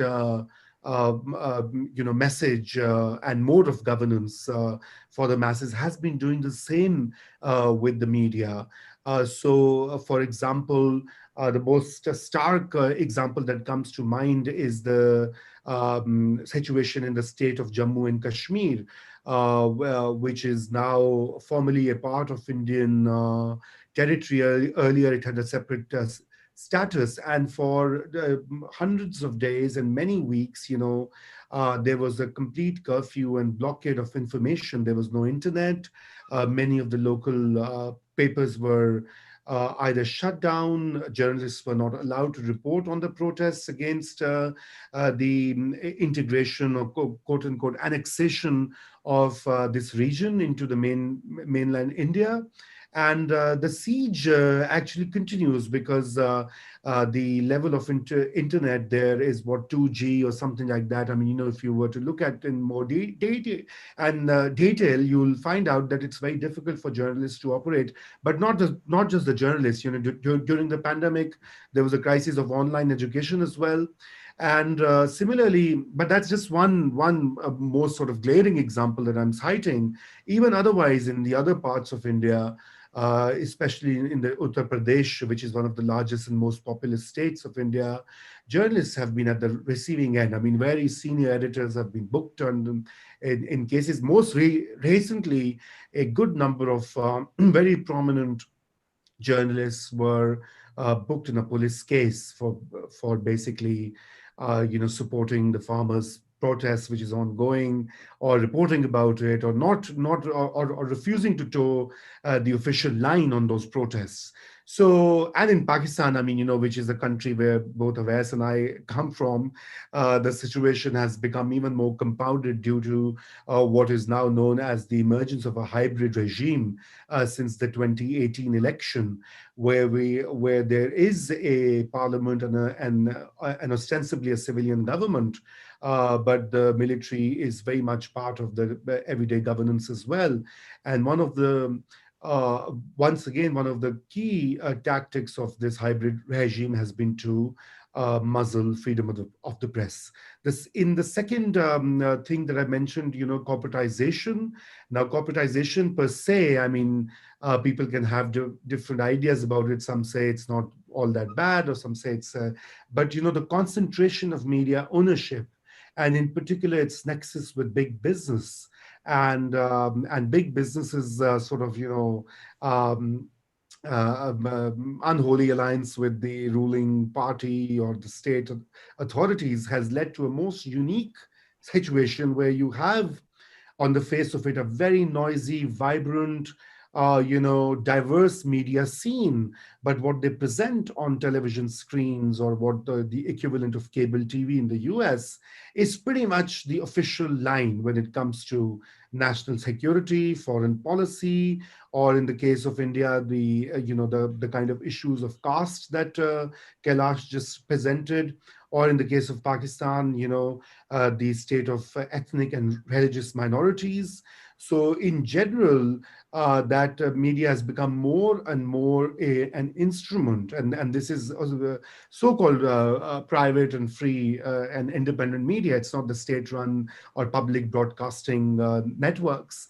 And that is happening because of this increased convergence of the interests of business groups that own. So they keep on buying smaller papers, smaller TV channels, and concentrate. So in India, I think more than half of media, broadcast media, is controlled by one business group. I mean, it is mind-boggling. And in Pakistan, this concentration had started long way before this hybrid regime, when media was privatized. But when the cross ownership was allowed, where the big newspaper giants were allowed to set up their TV channels, and then and they haven't allowed many others to flourish in that market, because they have turned into an oligopolistic structure. And adding to that is also the kind of instrument that in Pakistan is more in evidence, and to some degree in Bangladesh and India too, has to do with the state advertising. Government advertising is still a big source for local newspapers, for regional newspapers to survive. And one of the key instruments with the governments has been to play around with that advertising, thereby punishing and squeezing media outlets or newspapers that are critical of the government, and while favoring those who are going to promote the government narrative. And it's, again, a common theme which is ongoing. The third point that I made earlier in my opening remarks had to do with the rise of private militias, interest groups, vigilante groups, which are either allied to mainstream political parties, or are tacitly or sometimes overtly supported by the government of the day, again, in all three countries, you would, if you were to Google either the case in India or Pakistan or Bangladesh, you would see that, one wing affiliated with this political party attacked this journalist or stopped him or her from reporting or threatened them if they were to report against them or about them, unless it was favorable. And sadly, journalists have had no such security or guarantee from the state on their protection and safety. And that is a great, a more cynical instrument, not only leading to self-censorship, but also to a state of physical insecurity for many journalists. So, for example, I think the Committee to Protect Journalists, which constantly documents all such attacks. In 2018, 6 reporters were murdered in India in 2018. In Pakistan, particularly in the remote or, the peripheral regions of Northwest of the country bordering Afghanistan, or the southern province of Balochistan.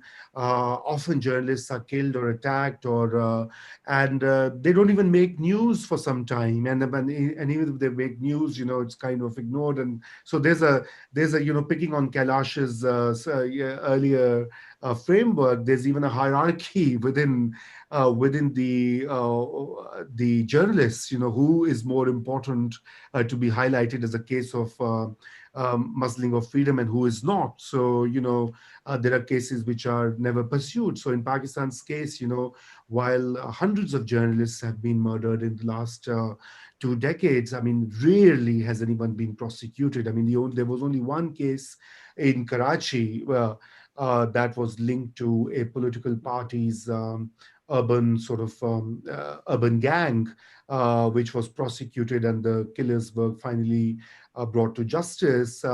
But other than that, there's a state, there's culture of impunity goes on. And you must have also heard about the recent acquittal of the persons who were allegedly involved in the murder of American journalist Daniel Pearl.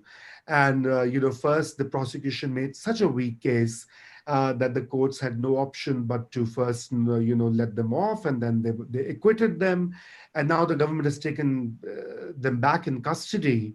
But that's not going to lead to any kind of substantive outcome in terms of justice. So this culture of impunity actually marks, again, it's a regional virus or a regional trend. It's not no one particular country can be highlighted these days. There was a time when India had a better kind of both reputation and practice of some measure of democratic freedoms, notwithstanding the long-standing caste divisions that Kailash alluded to and earlier. But of late, in the past 5-6 years, they have drastically declined, thereby leaving a very dangerous and a very difficult phase in South Asian history. And that obviously has a huge impact on not just journalism, but also in terms of TV and film, in terms of what kind of films are being made, or what kind of films can be shown or banned. Yesterday, I think Rihanna tweeted about the farmers' protest, and the Indian celebrities were up in arms as to how come this rich foreigner has been bribed by the protesting farmers to tweet in their favor. And today, Delhi police is has opened an inquiry against Greta Thunberg, who's a young climate activist, for apparently leaking some kind of document which has shaken the Indian security at home. Such flimsy things you read and hear. And in Pakistan as well, the censorship is across, the spectrum. We had the most recent film made by a very young, talented filmmaker was not allowed to be shown in the country because it talked about the blasphemy laws and showed religious clerics in a negative light. And ironically, that film has been sent to Oscars as Pakistan's nomination. So while it will compete against other foreign films for Oscars, but Pakistanis at home cannot watch it. So there's this kind of, censorship in the name of religion, in the name of national security, in the name of defense, in the name of territorial integrity, in the name of nationalism. I mean, it has become this really strange melting pot of both self-censorship and direct levers of censorship that the states are employing. So I think I'll end here because I may have taken more time than allotted, but hopefully I can continue to speak about these themes when we come to the Q&A. Thank you. Thank you, Raza. I think you have given a good overview, but you have left very little for me to speak about, because that is what I study as well. I make cross-national comparisons. I look at how the situation is in India. So some of the points that I was going to talk about, you have spoken about that earlier, but I will just quickly, let me share my screen and then we can talk about it. Okay, hopefully it is visible to all of you. Okay, good. So when I make these comparisons and I look at the situation in South Asia, national security is what I specifically look at. That was the topic of my PhD dissertation as well. So I have been looking at what is happening in South Asia, particularly in the last few years with regards to the regime change in Pakistan and in India, and similarly in other countries. So Raza mentioned what is going on in India and Pakistan. So that's a good segue to show you these images. The image on the left, as you can see, is from the farmers' protest in India. And as you can see that it's an indigenous movement, farmers are protesting some policies, but the Indian government is treating it as anti-national, trying to use all sorts of curbs, including more recently, just yesterday, disconnecting the internet in and around the capital, Delhi, so that in an attempt to try and disband their rally or their contact with each other, so to speak. Similarly, as you can see here, in Pakistan, there is a Pashtun Tahaffuz movement that is going on, that is based out of the northwestern frontier province. And because they are challenging the national security narrative that the state has, so they are considered anti-national, and two of their members who are actually part of the parliament were arrested on accusations for being anti-national. And framing, you will see the images I'm showing here are from CNN in India and by Reuters in Pakistan, but the framing you will see within the country by the media organizations is very partisan, very much in line with what the state narrative is, and these protests are shown as anti-national, as challenging the very foundations and sovereignty of the country, be it India and Pakistan, and that there are quite a few alternative media organizations in both countries. But then if those organizations try to incorporate the alternative point of view, even those are considered anti-national. Reza also mentioned Rehana's tweet. And you can see it here. Same was the case with Greta Thunberg's tweet. So just because they tweeted in favor of the farmers in India, they are suddenly a foreign agent or funded by Pakistan or something like that. And same is the case in Pakistan, where the protest movement launched by opposition against the sitting government, which prides in calling itself the hybrid regime. When the opposition parties protest the hybrid nature of the government, they are called anti-national and funded by the enemy countries and so on and so forth, right from the prime minister to his cabinet. And you can see one of the cabinet members here. So that's the reality that journalists in South Asia are living with. And it is because India and Pakistan somehow dominate the journalism industry. Majority of the population in the region, at least 90% of South Asian population, is concentrated in those two countries. So obviously they dominate the media landscape as well. But situation is not very different in other countries as well. Like Raza mentioned, the situation in Bangladesh, the protests are being dealt with by the government in a similar manner in Bangladesh as well.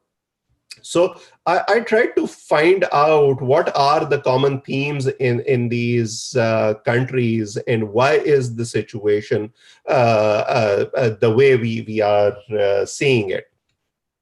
So why is it important to look at what is going on with the journalists and the journalism industry in South Asia? Well, South Asian region is 20% of the global population. 30% of the population is below the poverty line. The region is more than 60% rural and has low literacy numbers other than Sri Lanka and Maldives, which are relatively smaller countries. Similarly, all 8 countries in South Asia consistently rank low on press freedom indices. And there is, other than, of course, Bhutan and Maldives, which in the last report have made a considerable jump, the 2019 report, but that's after the regime change and the promises that they have made. But we are yet to see any concrete steps being taken for the improvement of the situation there. At this conference a couple of years ago, I made a case that these press freedom indices are directly connected to the human development indices in these countries. So if you see at the countries which rank higher on the press freedom indices, they rank higher on the human development indices as well, and vice versa, which is the case in almost all the South Asian countries. Because literacy is low, so newspaper readership is low as well, other than India, where newspapers are still flourishing, although the numbers, the audience numbers are not as high as television in all these countries, because to watch television in your native language, you don't need literacy skills as such, and it is 24/7, and it is considerably cheaper than buying a newspaper every day. But that national security narrative permeates the entire media spectrum in all these countries. The advent of digital media platforms had provided a hope for alternative voices and independent reporting, but there are a couple of problems that have hampered that hope, so to speak. One is, of course, the digital divide. The penetration of digital platforms is very low in these countries, although it has picked up in the last 5-6 years. It has almost tripled in India. It has almost gone 3-4 times in Pakistan and other countries, but it is still close to 30% or less. In Afghanistan, it is even dismal. So that's the reason because of which, even if there is presence of the alternative viewpoint, it does not reach the baseline as such. So to talk about the issues that are common in South Asia, like I said, one is the national security narrative. And that national security narrative kind of because of the ownership structures and cross-media ownership, the owners of these privately held media organizations are happy to play along. Because it protects their business interests, and they are happy to toe the line of the government. And the nexus we see, for example, in India, ever since the current ruling party, BJP, came into power, we have seen the ownership structures in major media organizations change. The movers and shakers of BJP who finance their government, big media houses in India, they have bought major stakes in these major media organizations, and any criticism of the sitting government is very easily muzzled. Same is the case with Pakistan, where the role of sensitive agencies, the military, and far right is such that together with the government, they are the kind of pressure groups that prevent independent voices from getting a platform in mainstream media. There is no concept of training or job security. There have been massive layoffs both in India and Pakistan during the last couple of years, and COVID-19 has actually expedited that and given these media owners an option to lay off staff that they don't want within the organization. So if you need to keep your job, you have to accept low salaries, non-payments, and you have to toe the line of the government or whatever the media owner wants you to do. There are considerable safety threats in the region. It is one of the deadliest regions for journalists anywhere in the world. Since 9/11, close to 200 journalists have lost their lives in the region. In Afghanistan, 2019 was the deadliest year ever since the war started. Maldives was the only country where no journalist was killed during 2019, but in all the other countries, India, Pakistan, Bangladesh, Sri Lanka, which are the bigger countries in the region, situation is worse for the journalists when it comes to independently reporting on the power players, and those voices are being crushed not only in mainstream media, but also in the if they try to use alternative media or social media platforms. And the newer legislation that we are seeing in all these countries is targeted at muzzling the freedom of expression using social media platforms. So the future looks uncertain. The journalism industry in the region will continue to face the impact of COVID-19, at least for the next couple of years. We have also seen in India that journalists have been arrested for not reporting COVID-19 numbers the way the regional governments wanted. We have seen in Pakistan that journalists who challenged the state narrative on COVID-19 and how it was handling it were considered anti-national and foreign agents, consistent with the theme that we see in national security reporting. So the future is really uncertain. And that is why it is important for media practitioners and scholars everywhere to keep a spotlight on the region and see how things unfold from here. So that is where I will end, and we are happy to take any questions.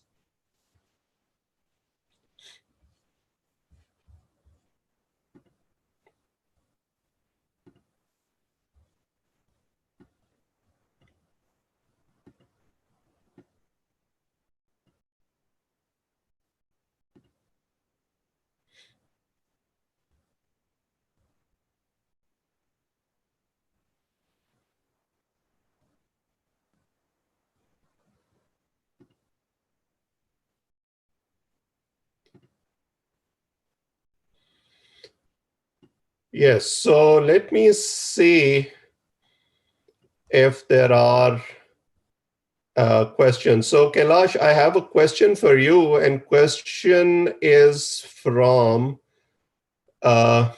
and excuse me if I butchered the name, but it is from Sreyashi Mukherjee. It says, interesting policy point. How do we create a safer environment for Dalits to access government aid for skill, career, and social mobility without holding it as something that makes their ability questionable? Right. Now, this is a very interesting question for a couple of reasons. One, we need to understand that the questioning of their ability comes from the upper caste. It's not a self-imposed one. And it is somewhat seen as that they got a free ride and did not have the skill to come in, which is certainly not true. I think the first way is to, yes, it has to be in policy, initially at least, till we reach a point. And if you can get the example from the 1970s, when the American press actually made a very conscious effort to ensure that there was racial diversity in and among newsrooms in America, and that has actually helped, at least in the representation and making the newsrooms a little more diverse. Now, there was, even in the Indian context, one specific charter called the Taramani Charter, which was actually brought about by a few of the new digital age news websites who agreed to make their newsrooms slightly more, not only diverse in matters of caste, but also gender. And Taramani chapter was also actually signed by a few of these websites like the News Laundry, I think News Minute, which is a South Indian website. They did sign this charter, and but unfortunately, none of the mainstream media took it up. So it's still a challenge. The other challenge is, unfortunately, there is a very, very strong focus on merit and individual success, how it is based on merit, which falls in line with, I think, what Raza said about the corporatization of media, where they see it as any kind of social benefit given hampers either profits or the very working of the organization. And I think that certainly should change. So one, it should come up as a policy for media platforms across, and certainly charters like these will help. But just to add the final point, the communities themselves are also pushing within the digital media space. You have websites like Roundtable. There's a YouTube news line called Dalit Camera, who are actually, making their presence felt, at least in the digital space, being completely aware of the constraints that digital faces. I think that's some space which has still been carved out. So a lot of work certainly is there till we reach a time where it is completely equal. Thank you, Kailash. And I have a question for Raza Rumi here. Raza, can you hear me? Yes, I can hear you. Absolutely.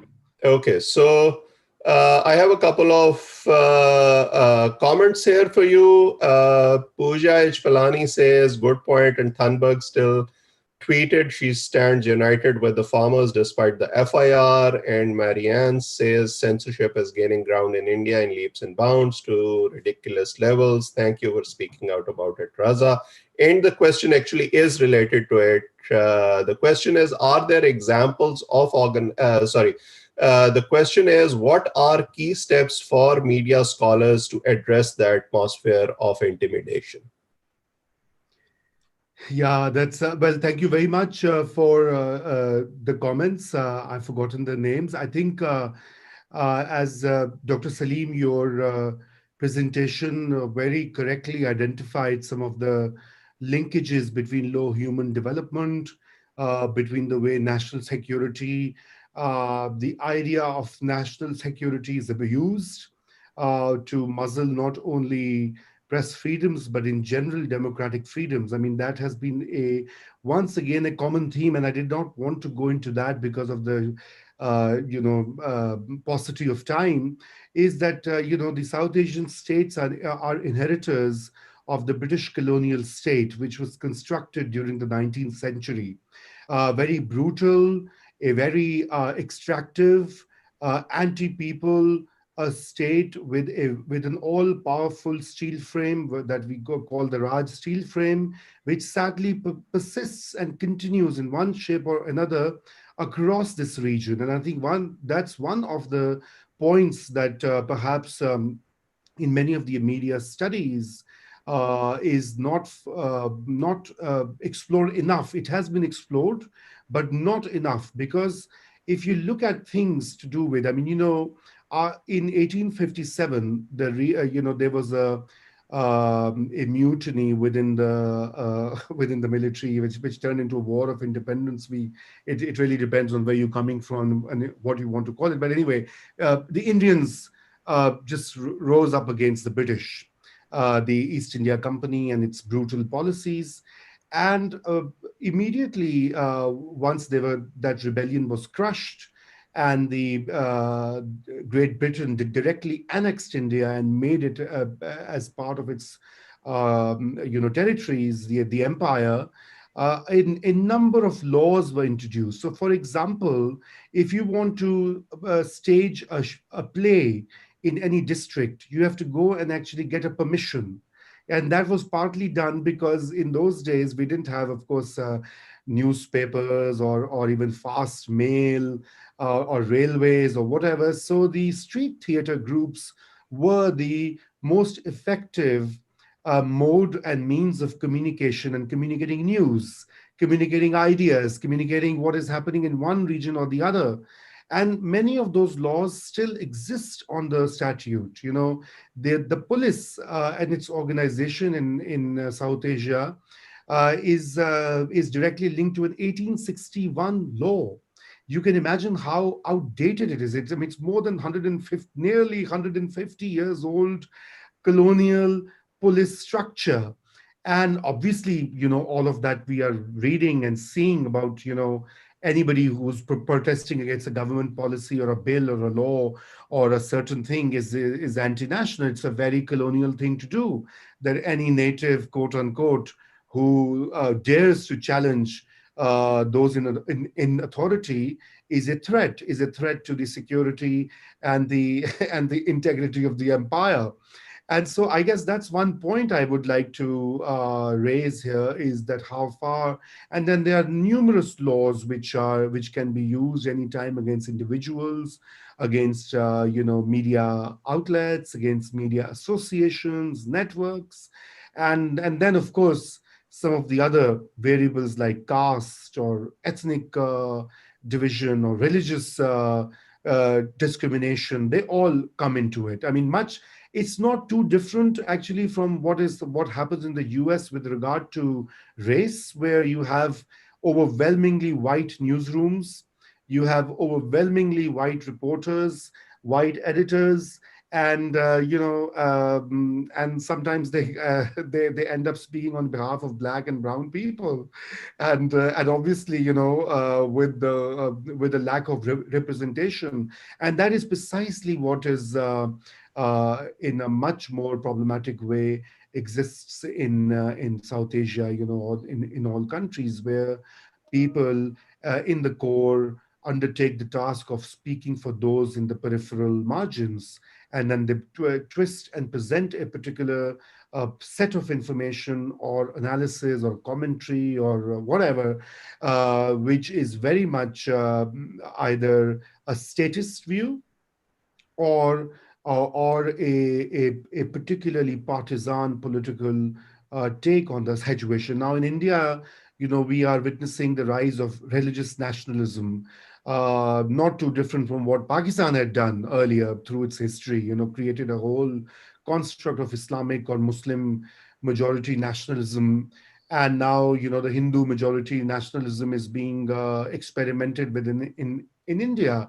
So even people who challenge that in their columns or in their little videos, or comedians, I mean, there's a stand-up comedian who is still in jail, if I'm not mistaken. I mean, I've been following every day, and he did not even make any offensive remark or anything of that sort, but a vigilante group arrested him the moment he landed where he was meant to perform, and said, well, you are likely to breach the national security or local peace or religious harmony, and therefore you have to be arrested and put behind bars. So I, earlier in my short presentation, I did talk about other forms of media production, like films and like television and other cultural production instruments. I mean, even there, this is an all-pervasive. I mean, you have to view this in the context of this nationalistic fervor that we are experiencing in South Asian polities. And unfortunately, it gets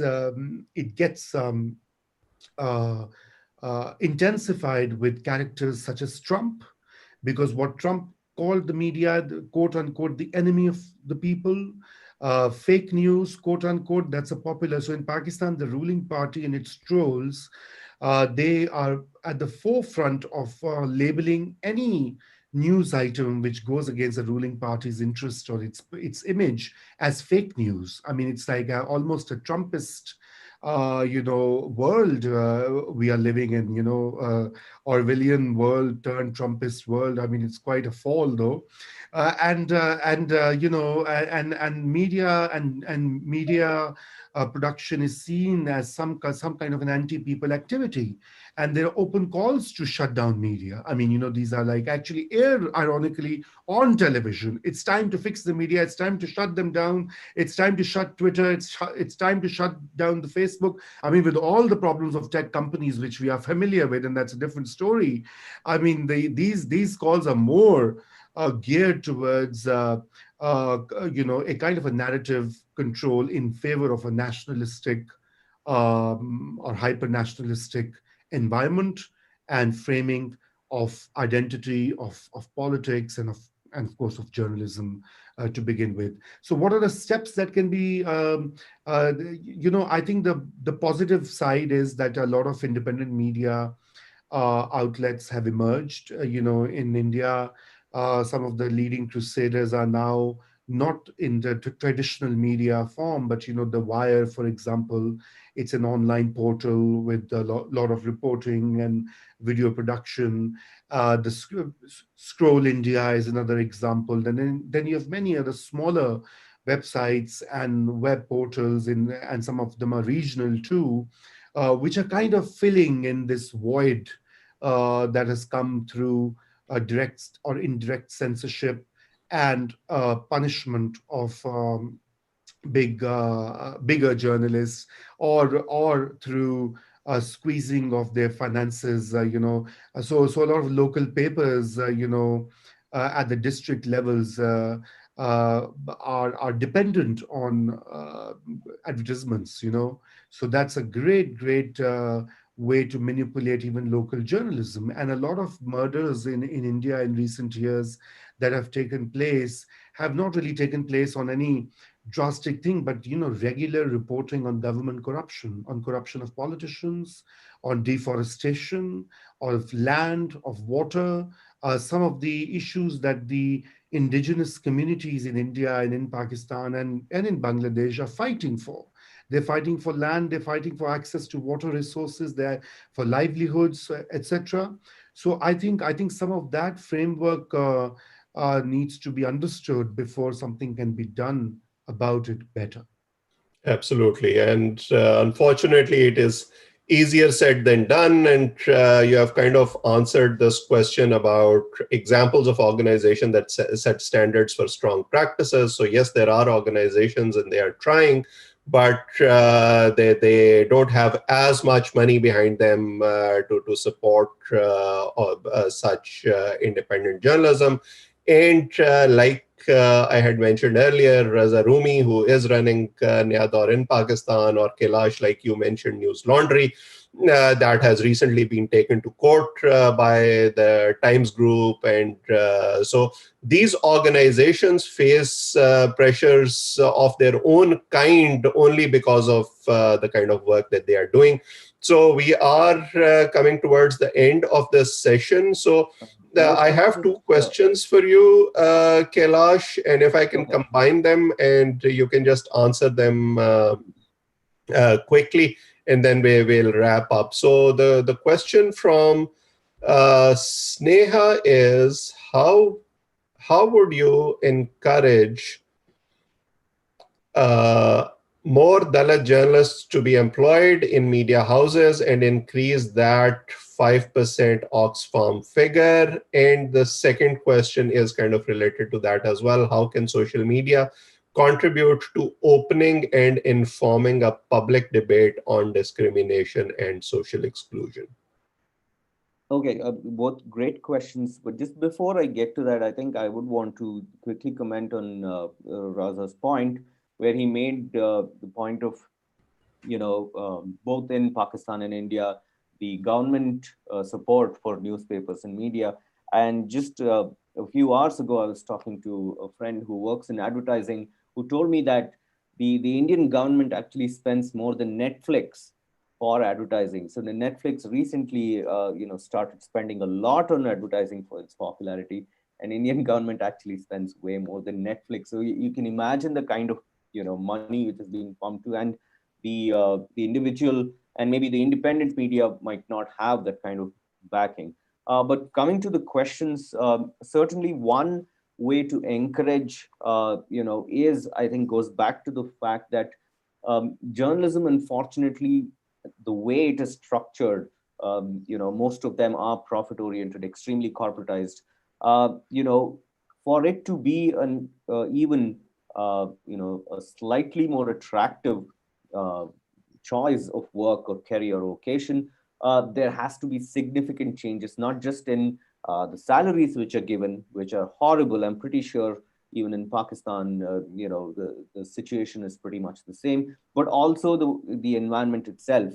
One certainly is, to make use of, consciously hire, and this is what newsrooms should consciously do, to hire more people. But unfortunately, coming back to the religious fundamentalism, which is also raising, automatically pushes any kind of such suggestions, back into the closet, because it is also seen as something going against the national, because the national image is of the upper caste Brahmin male. So anything which goes against, even with the fact of, hey, can we include more Dalits in journalists, or a critique from a Dalit journalist of the general situation, is seen as anti-national. So I think the fight is almost like threefold, where you're fighting not just religious fundamentalism, you're also fighting the caste system, and you're fighting the capitalist system which is running the media. So I think that is also where I think media scholars and practitioners can come together to find solutions for these things. How can we ensure a policy which includes a lot more? How can we make sure newsrooms are more diverse? And what was the second question? I'll quickly answer that too. The second question was related to social media. How can social media contribute to opening up? Right. I mean, social media does actually provide, although there's a lot of trash even on social media, it does also provide spaces for knowledge journalists to express a lot more freely and gain a lot more traction. And I can actually cite a few examples also. Recently, about a year ago, a BBC journalist who actually faced a lot of caste discrimination actually came to social media, and it got a lot of traction, and finally even BBC took actions, and it was in the Indian Hindi Bureau. So there has been times where social media acts as a space, but unfortunately, as we all know, it does create the bubble where any kind of little criticism becomes a direct target to trolls, where any healthy conversation or debate can I don't think can ever happen in the current situation. So social media might provide a small space, but it is structural change which we have to work towards to bring any change in those numbers of the Oxfam report. Thank you. Thank you. Thank you, Kailash. Thank you, Raza. I think we have discussed the specifics and the generalities of the media in South Asia. And for me, the crux here is that the theme of the conference is journalism beyond borders. And the things we have discussed kind of allude to the fact that the power brokers in the region are trying to confine journalism into smaller spaces and trying to box it in. So in a way, it's a tug of war that is always ongoing, and we are at a crossroads, and it will be interesting to see how it pans out from here, particularly with the proliferation of digitization. So that, unfortunately, we are out of time. So that is where we will end. Thank you all for asking so many incisive questions, and for your presentations, and all of you who attended. Back to the studios, as we would say. Back to you, Vaibhav.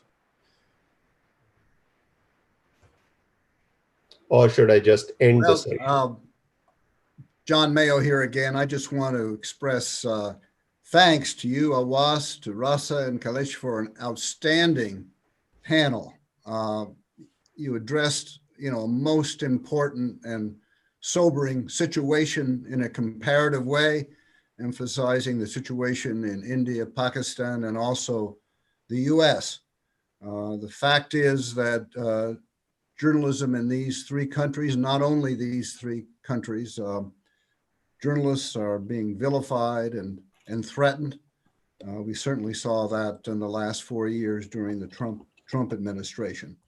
I think this is just the beginning of this topic, because I think it will be returned to in subsequent panels in the remainder of this conference. So I want to thank you especially for kind of setting a very high standard and providing a lot of very valuable information and food for thought. That will wind up this panel.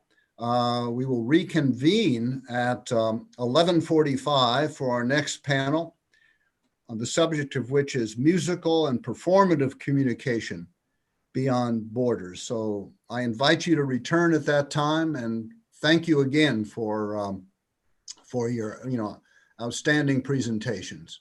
Thank you. Thank you.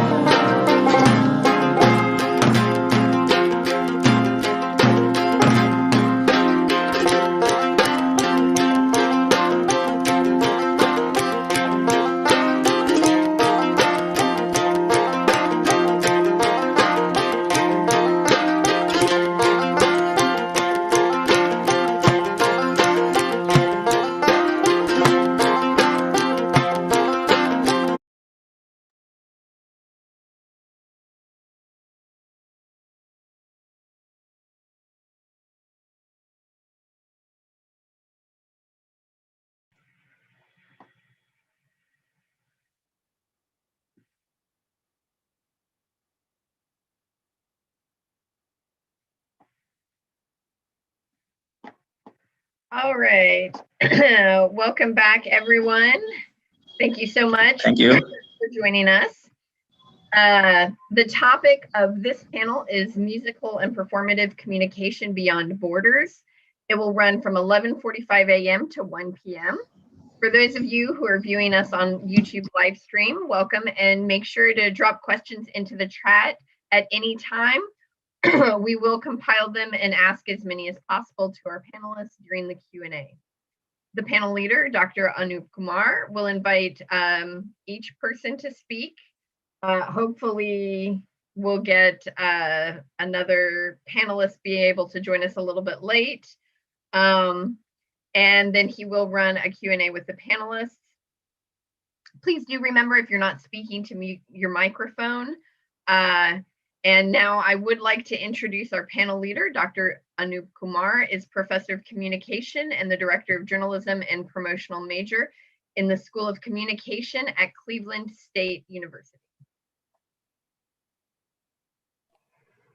Thank you, Rebecca, for the introduction. And well, we will start the panel. We should start the panel. There are two more people who are supposed to join the panel, and I'm hoping that they will be joining soon.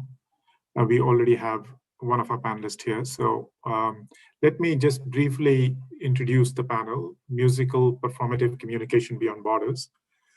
What is interesting about Indian subcontinent is, or what South Asian subcontinent is, that there is a lot of cultural similarity across borders. And this cultural similarity goes to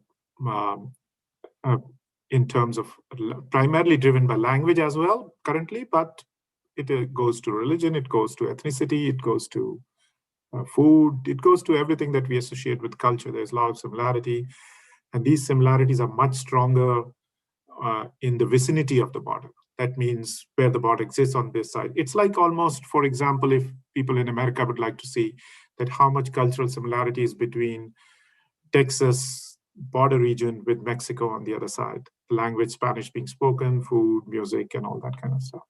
So there's a lot of that. So the border, obviously the state borders are state borders, nation state borders are what they are. And they are manned usually by security forces and all that. And there is a passport regime. There are people who cross border following the state rules and norms. But what has happened with internet is this, that internet has created internet does not recognize this border. And so when we think of communication, there is communication happening, filtering across the border. And people, if they're not physically walking across the border, their ideas, their music, their ideals, their thoughts, they are crossing the border on a daily basis, on one-to-one basis. This interaction is on one-to-one, group to group. And so there is some sort of South Asian community evolving around this. And today in our panel, we are focusing on music and performative communication beyond borders.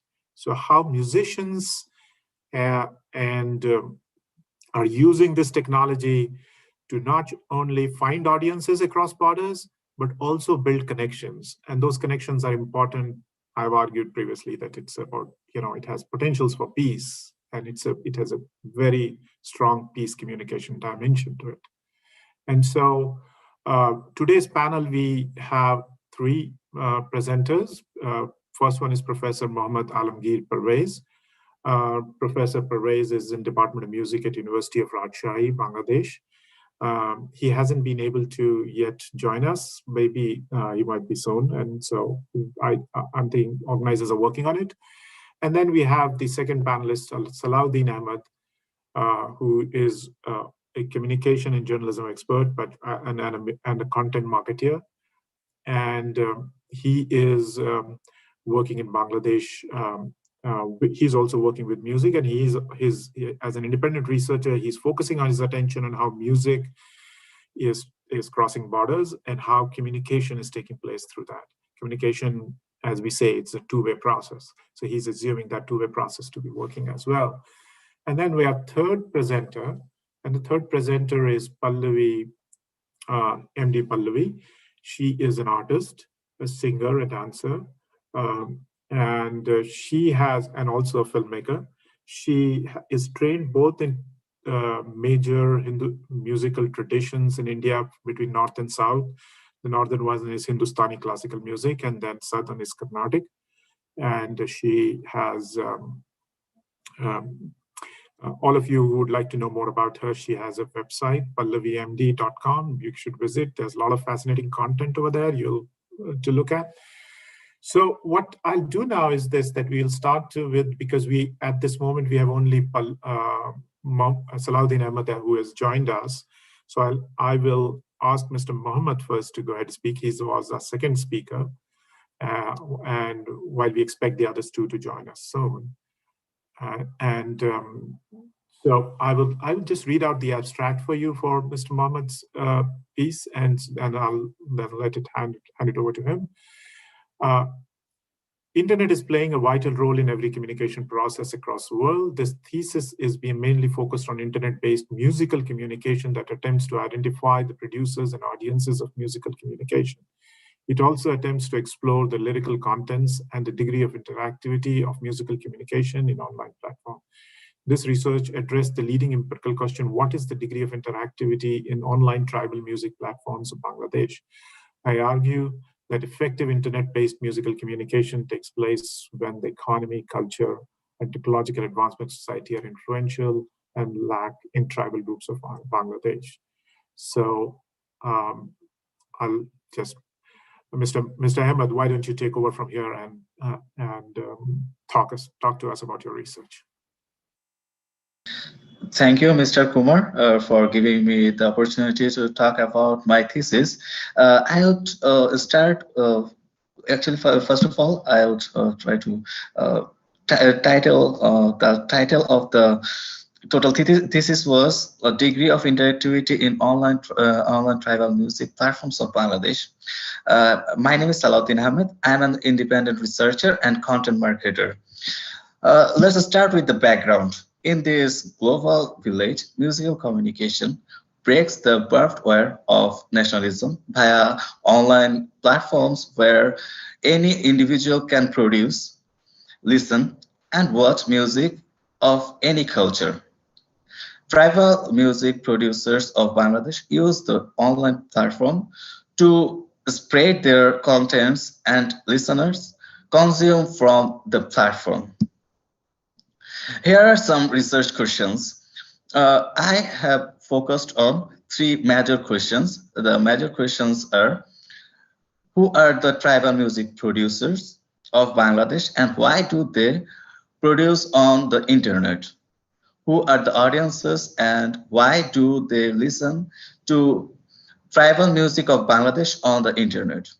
What is the degree of interactivity in online tribal music platforms of Bangladesh? So let's start with the methodology. To avoid the biases of the positivist approach, this study applies a mixed method. That means I have applied the both quantitative and qualitative approach. Grounded theory was selected to conduct this study. I have conducted 2 FGDs to interview 24 audiences where purposive sampling was used. For a semi-structured, in-depth interview, purposive sampling is used to interview 8 musicians and producers and 26 audiences. The interviews were selected through snowball sampling. Well, my research has been started with producers of tribal music in Bangladesh on the internet. The producers of tribal music are mainly young, urban, educated, economically solvent, technologically advanced, and unprofessional. They have some experiences about their work, about their musical journey, but they are not professional. The reasons for producing music are love and appreciate mother tongue, to save culture, to introduce own culture to others, and as music is their hobby. They cannot produce quality tribal music because of economical barrier, scant of technological knowledge, practice of other language and music. As they are living in Bangladesh, they can't practice their own language properly and they can't produce their own mother tongue's music. Availability of quality music on the internet and non-profitable. Let's now jump to the audiences. Audiences of tribal music on the internet. Most of the tribal audiences listen to tribal music on the internet and they love to listen from YouTube. The audiences are musicians, urban tribes, rural tribes, farmers, businessmen.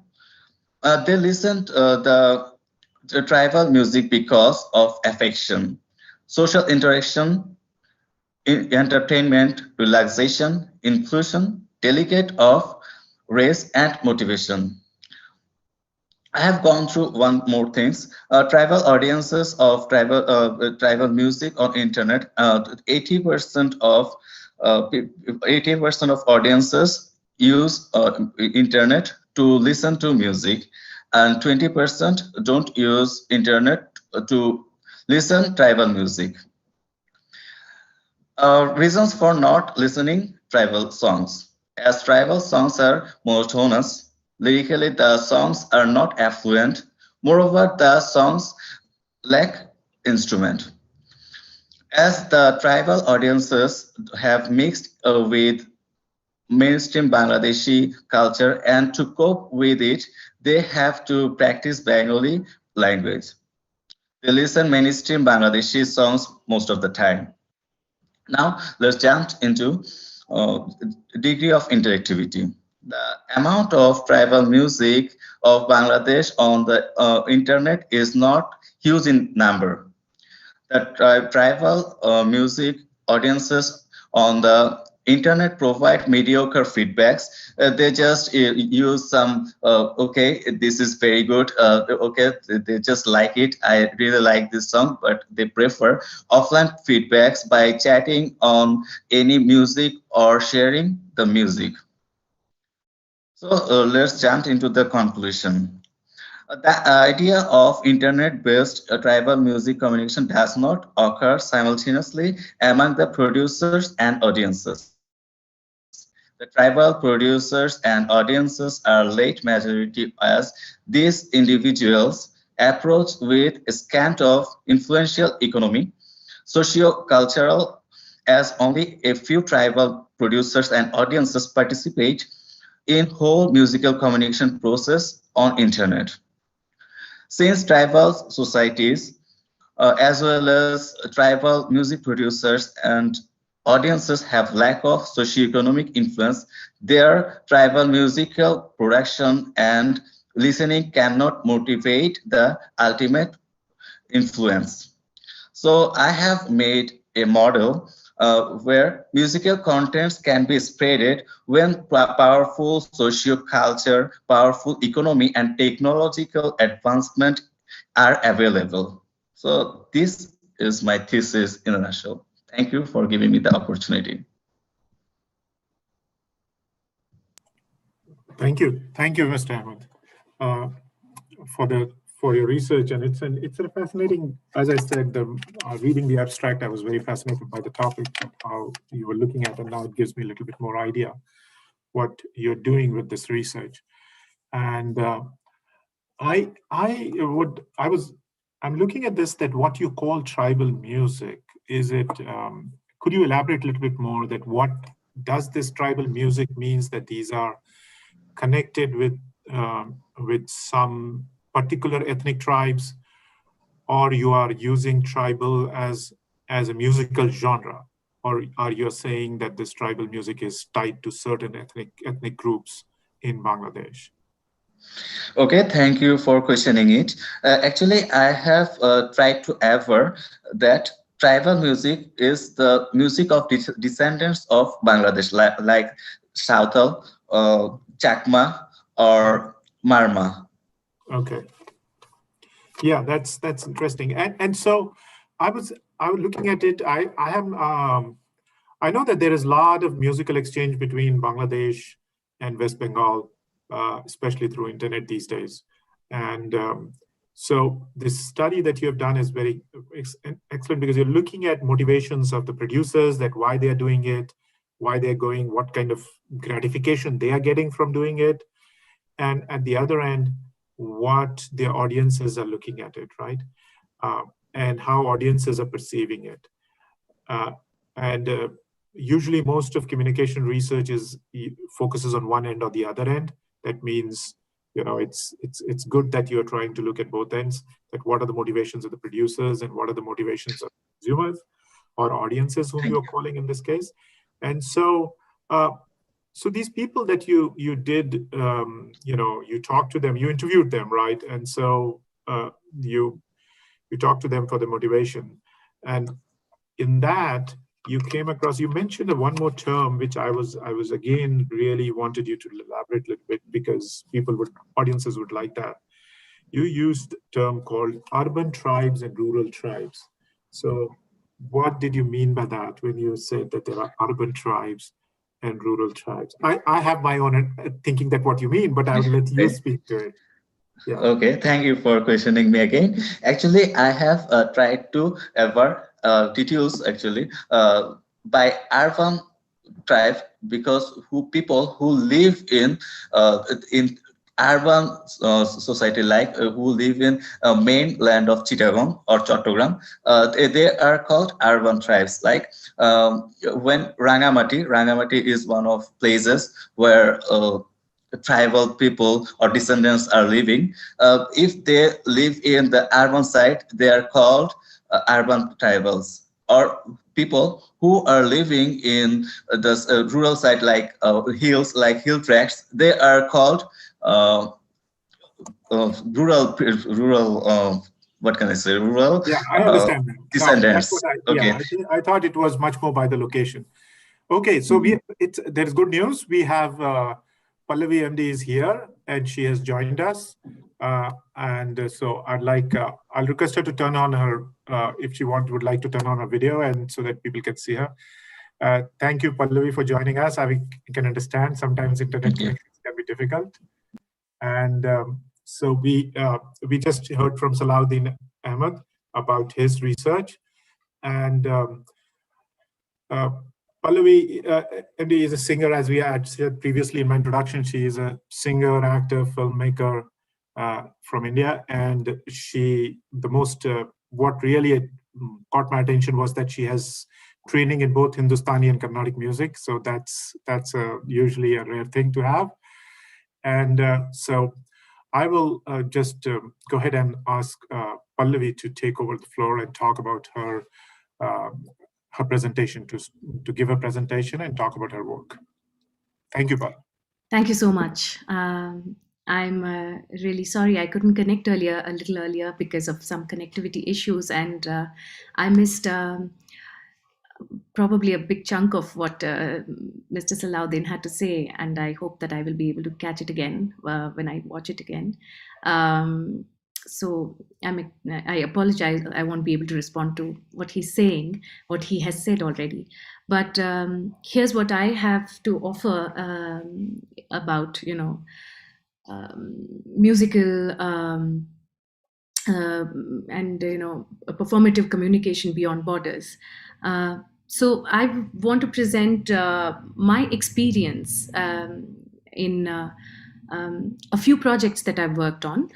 And these are collaborations that I've done with artists from different countries. One is a play that I was a part of, and it was an Indo-German collaboration called Boy with a Suitcase. There are 2-3 things I would like to concentrate on while talking about these collaborations, which is when we do reach out and collaborate with and reach out to artists beyond borders, what are we trying to communicate with each other? And if we create something together, then what are we trying to communicate to a common audience? And what is the audience? Who is the audience that we are looking at? Boy with a Suitcase was a play that was designed for young audiences, and it took a very long time for both the teams, the German and the Indian teams, to actually arrive upon this play, because we really couldn't arrive on one single thing that we both wanted to say together,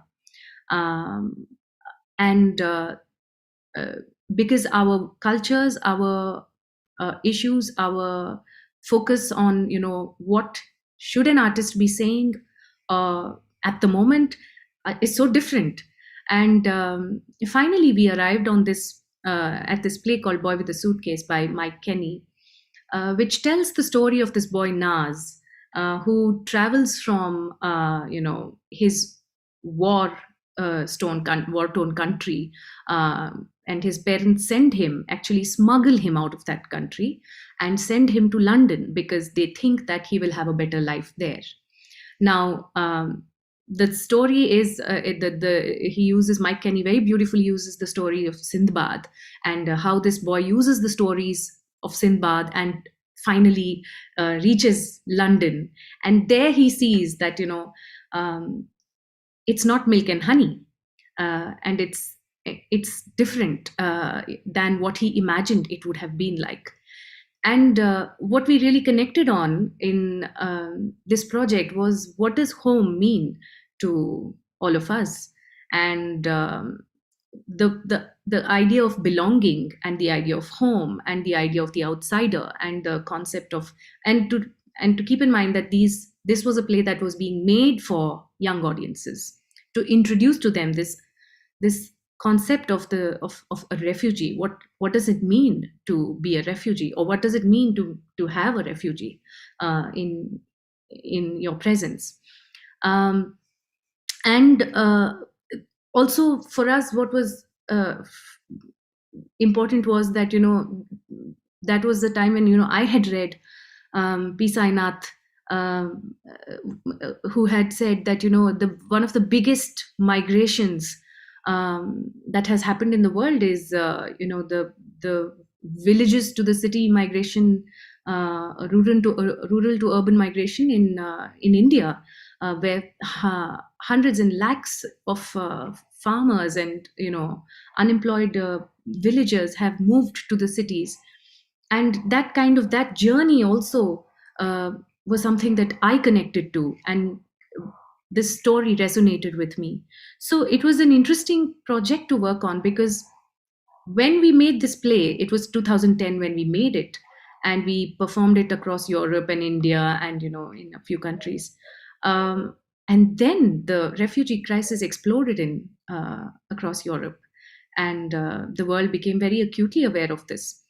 And then we again performed the play, and when we performed it then in the middle of that crisis, we also had audiences where there were people who had probably walked all the way from Syria and climbed mountains, taken that very difficult, boat ride across the ocean, and somehow made it to this land which they hope will give them a new home.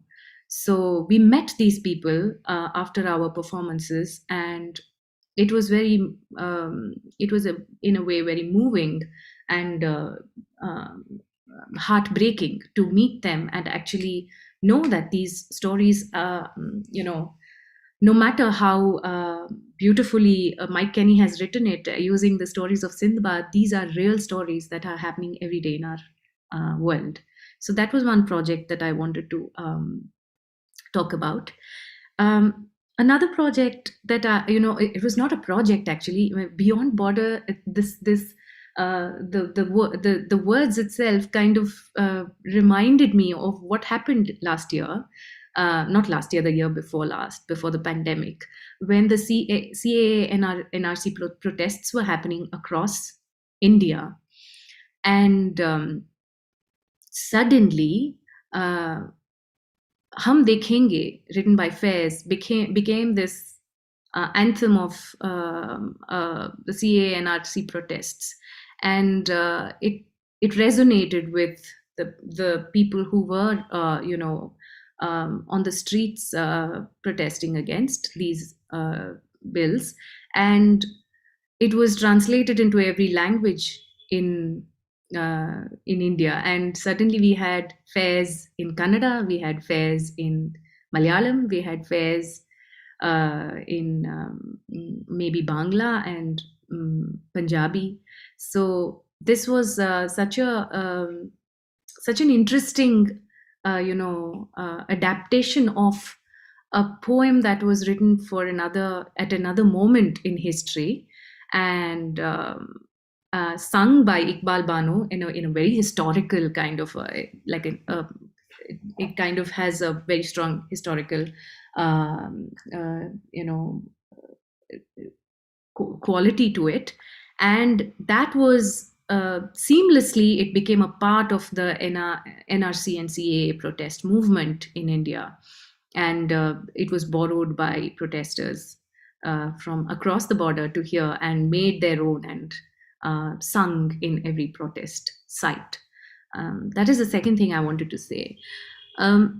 Another project that I would like to talk about is a project that I worked on with a German director called it was a devised play where I acted and sang and acted and performed on stage. It was a one-woman show, and we called it C Sharp, C Blunt, where it talks about the schizophrenia of a performing artist, a woman basically in India. And we tried to so the play is uses the device of an app it uses the app as the actor becomes an app. I become an app on stage, and the audiences become unwillingly maybe become the users of the app. So we're talking about social conditioning and stereotyping and societal pressures on the woman and expectations that these societies have of a working woman, especially from the entertainment industry, where the expectations are completely, there are one set of expectations when she is a performer, but there is a completely the opposite kind of expectations when she is maybe just in the society as a woman. So what we were trying to, because it was a German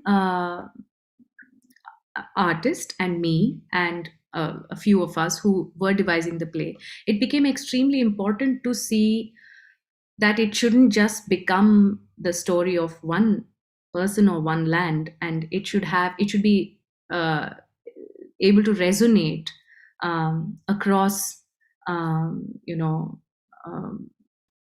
cultures. And so we kind of put together, this play was kind of a result of the shared experiences that we all put together and used as triggers to create the play, where we talk about social conditioning, and it could be different in different cultures, but it does happen. Expectations, role plays, and this could be different in Germany, and it could be different in Bangalore, or it could be different in Singapore or Switzerland, wherever we went and performed. But there seems to be like a commonality in the way that gender roles have been shaped across societies. And we kind of question that very bluntly in this play, and hence it's called C# C blunt. This idea of looking at work through the lens of gender was something that I was very interested in. And I did another project with a singer who's in Bangalore, not abroad. But what we did was we kind of tried to find stories and voices and texts written by women across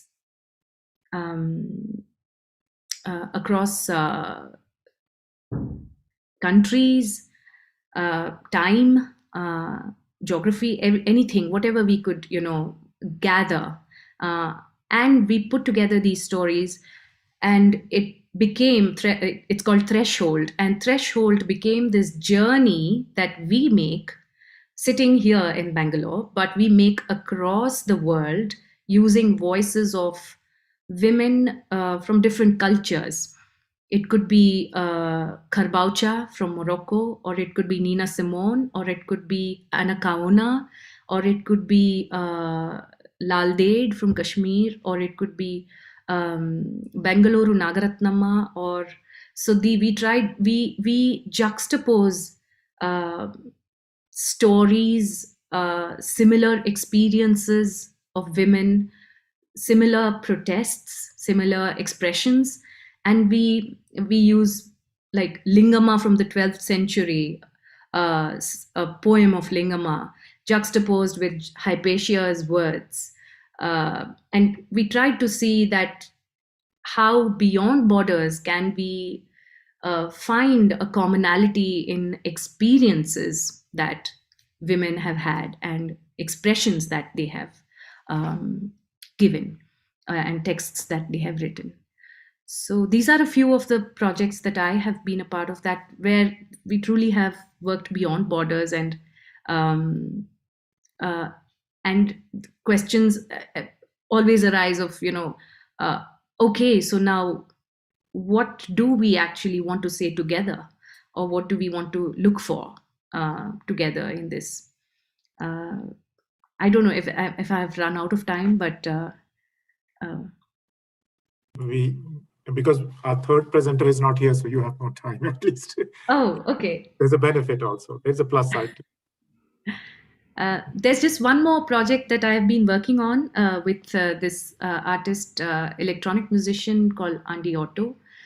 Now, this is very interesting because in the other projects that I said, when there's a possibility of a collaboration with somebody who's not from here and from outside, there's always the question asked is, what do we work on?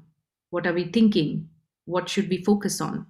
And in this collaboration with Andy Otto, we are trying to create, we're musically making a music album and working on some music together. And the idea is to try and see, can we create something that actually does not very strongly seem like, oh, this is from Bangalore, this is from, it should seem like it was made somewhere, not in Bangalore, not in Germany, not here, not there, but somewhere in a place where this seems like a very solid form, but it probably is a very original expression in that sense.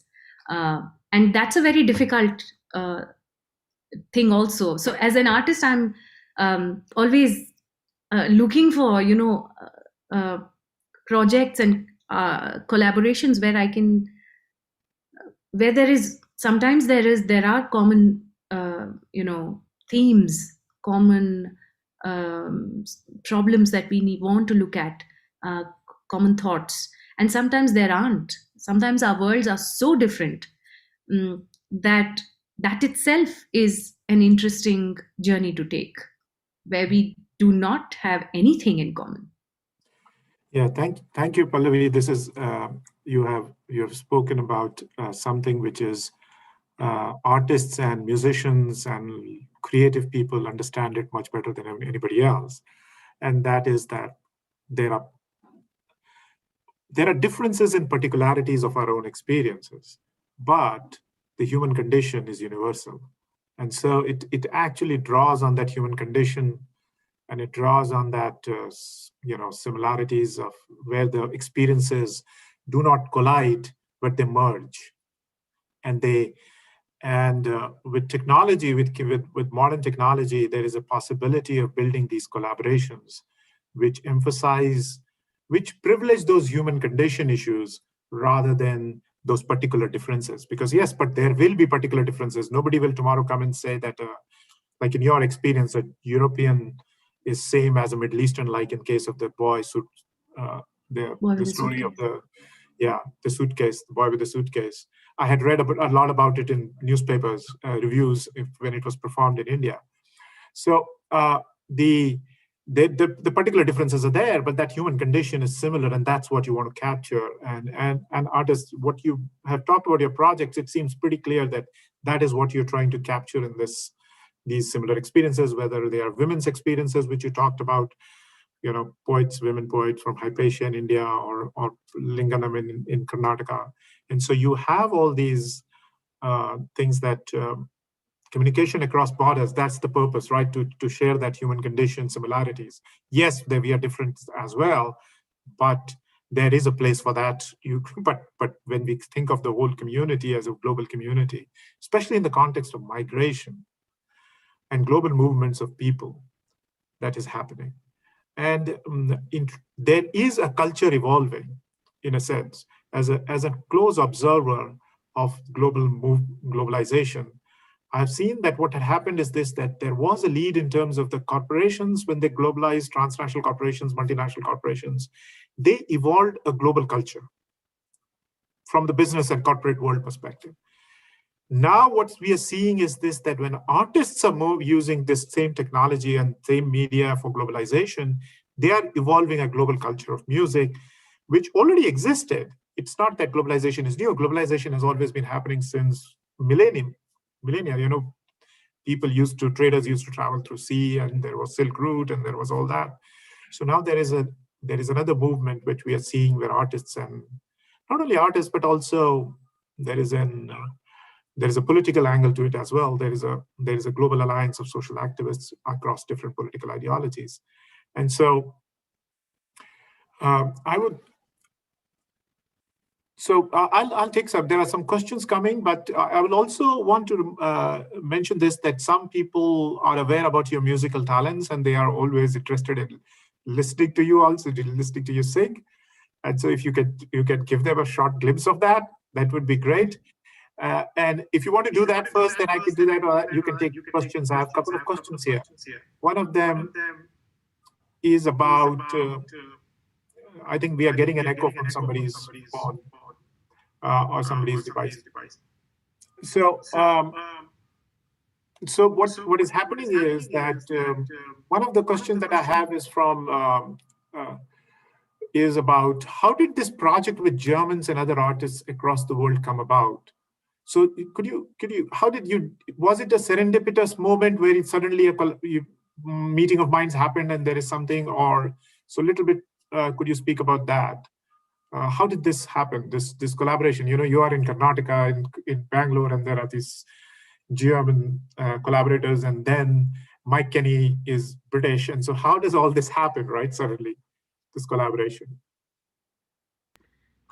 In my case, it happened magically. It happens in various ways, I guess. Collaborations happen. I think it's extremely important to keep oneself open to any possibility of a collaboration. Mm-hmm. So when you think that there might be a possibility, then you actually, go after it and say, okay, this is something I would like to do. But in this case, in this specific case, Rangashankara is a theatre in Bangalore, and Schnauel was a theatre in Germany, and they were collaborating and they were making this project, and they had decided after much many discussions. They didn't know what to. They thought, okay, maybe we'll do. Should we do a Shakespeare play, or should we do Girish Karnad, or should we do So they had all these discussions, and then they finally arrived, and they found this script that by Mike Kenny, Boy with the Suitcase, which is a beautiful script for creating this play for young audiences, and they said, okay, we will make this play. And then they started auditioning, and I was asked to audition for it, and it just I got selected, and then the journey began. And what happened was, because I was in that play, that's where I met Sophia, who then directed C Sharp C Blunt with me, and we worked on it. And then through that I met Andy, with whom I'm also working on now. But I also met, also like Threshold is a play which is a musical conversation which I do with this person called Bindu Malini. She's a fantastic singer and performer. Now, that happened out of the blue. Like, I had to put together a concert, and I reached out to her saying, shall we do something together? And she said yes. And we didn't know what we would do. And the easiest thing for two singers to do is to do a jugalbandi, to have one song and then to explore it and expand on it. And we said, why don't we actually do some research and put together like a piece, a performance piece that could be like a performance piece that could be half play, half concert, half conversation, and this kind of a hybrid kind of a piece. And we started doing research, and then we were really pleasantly surprised at how many stories are there that actually are not told. Like Mozart's sister's story, for example. If anybody is interested, should go and read it. And these stories which are there, but we have never paid attention to. And kind of historic, we read history differently because these stories are not told. Now, if we knew these stories, then it would be different. For example, there's a very famous in Tiruvayur, there's a Tyagaraja. He's the patron saint of Carnatic music, and there's a festival that happens in his memory every year, and artists from all over the world come, sit there and sing, Tyagaraja's songs. And very little people know that there's this person called Bangalore Nagaratnamma, who was a Devadasi, and she fought for 20 years to saying that women and men should be sitting together. Women should be allowed to sit and sing with men in that platform for 20 years. And now you see that they do sing together, but this is a story that many of us don't know.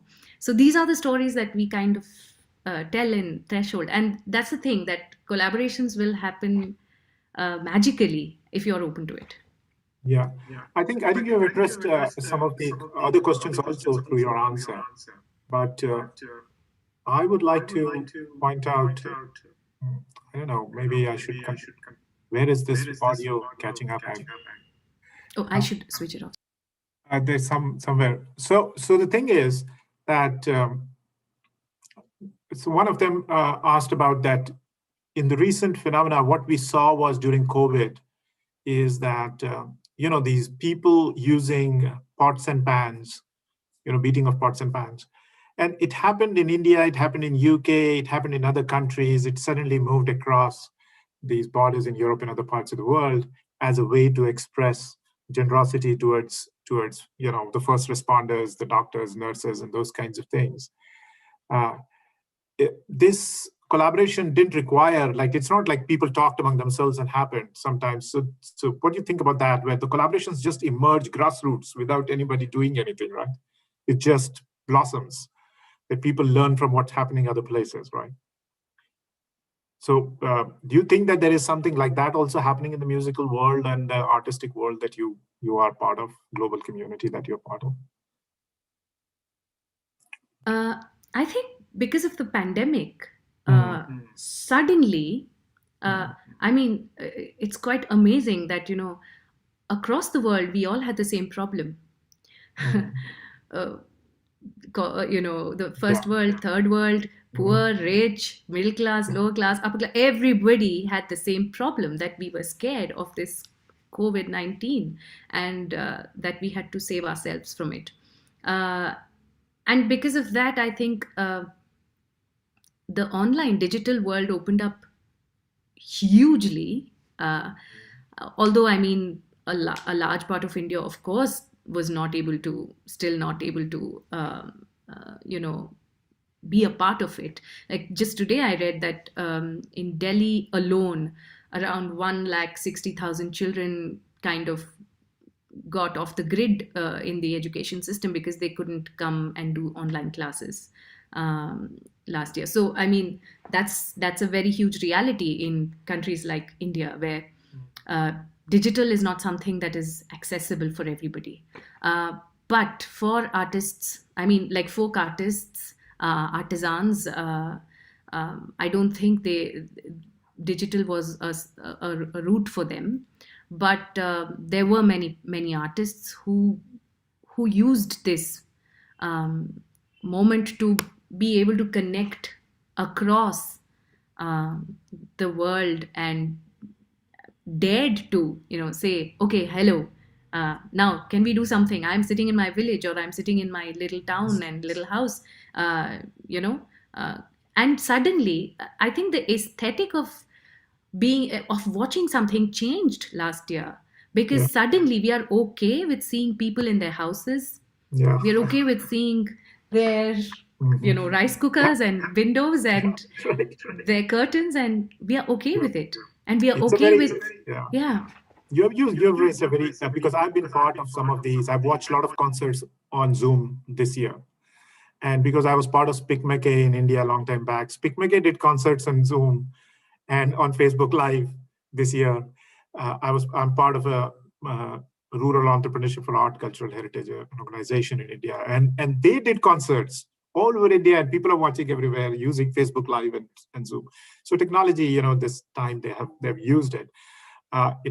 So let's bring in Ahmed into the discussion, because there is something that somebody has asked, which kind of connects to what Ahmed is could also share his experience, is that Are there certain issues which are much more open to collaboration from your point of view, Ahmed, where you're seeing in Bangladesh, sitting in Bangladesh?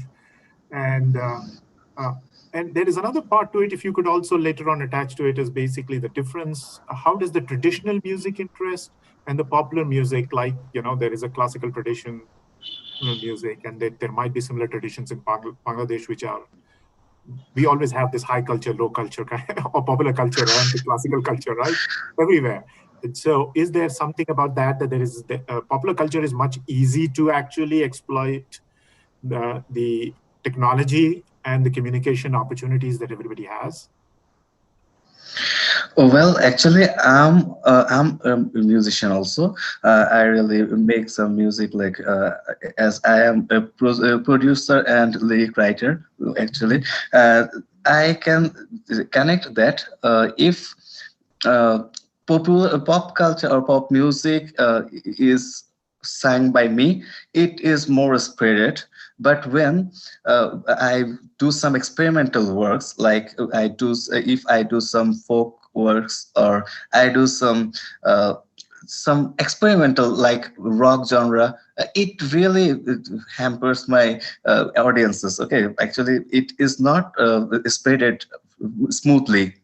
Okay, so I think when I work with some people, collaborate with I have collaborated with many musicians in my country, and I saw that if we make it and with some fusion one, then it really, people really like that. So collaboration, it has a real ground. Good. So let's, in a sense, what's happening, I'm seeing is this, that the COVID climate, in some sense, what happened when we all went remote and we all went online, this is the silver lining of the cloud, right? So there is some benefit, always something happens. Technology has spread faster. Even in India, I follow digital access, and digital access is touching the threshold of almost, in many parts, it has jumped by 10%. By 10%, it has jumped in last 1 year. True. Access. And same is in Bangladesh. I have a friend who is working on building a hospital in Bangladesh, and she tells me that there also she goes to rural areas. People are on phones. Phones have become cheaper, so there is a lot of access has expanded, and because it's like it just has forced them to access it, because that's the only way. There's no way during the COVID pandemic. Like for the artists, were forced to present, they thought that, we should present it using modern technology. But one thing I want to mention here, our musician, Bangladeshi musician Arnab, tried to make a concert online. Okay, but that ticket was not actually sold. That is why the concert was not happened. And then he used the platform of Facebook. Then he started to sing some music there. Yeah, there is a tendency we don't want to pay for culture. Okay. Yeah, this is one of the problems. Okay? And Pallavi will perfectly understand that. In India also it happens. We don't want to pay for it, right? We think the artists will eat air, right? They will survive. Yeah. There's also, I would like to add one more thing, that because there are so many free concerts and performances that happen across India. Sometimes when audiences pay, if it's not enough length, if it's not a lengthy piece, they get very upset, saying, why is it not long enough? Right. Yeah, true, very true. And I was heartened by one thing that my organization in India, when we did a lot of these concerts with classical musicians, dancers, folk musicians on Facebook Reach in Dehradun, they ended up generating funds for them. So they will ask donations for artists, right? So what was there? They would pay honorariums to the artists, like Spikmeke pays honorariums. And that honorarium was collected through Facebook, these live programs. They didn't say it's a ticketed, but they encourage people to donate. And especially for small artists in all over and some of the small artists, their entire livelihood was gone, because this is how they used to perform on a daily basis. They didn't have any savings. These are very small artists in rural areas and other folk artists.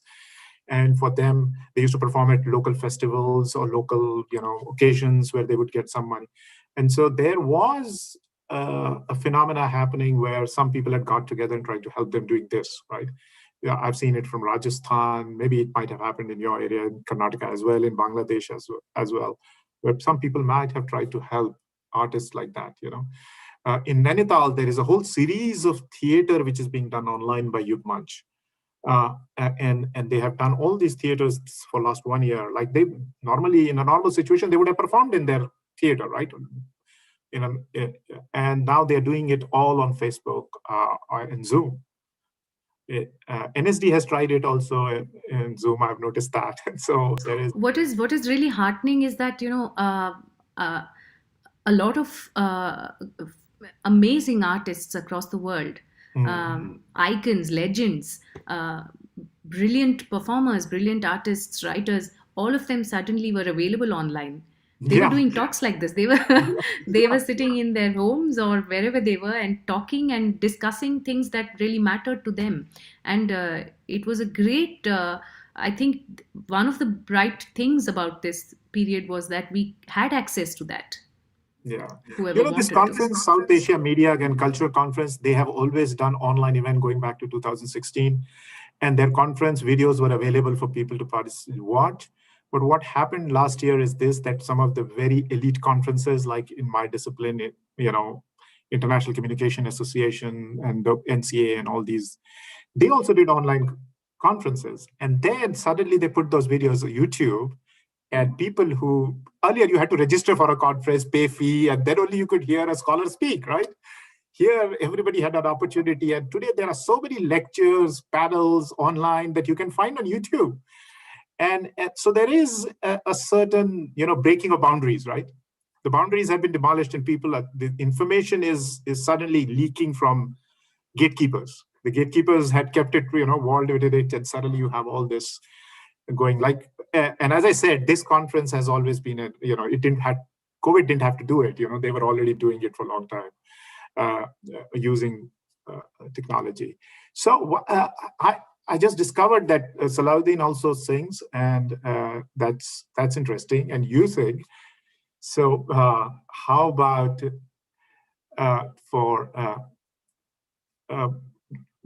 in Speakmaker, we used to call it lecdems, lectures and demonstrations, right? You might have done some of them where you demonstrate. Yes, so yes.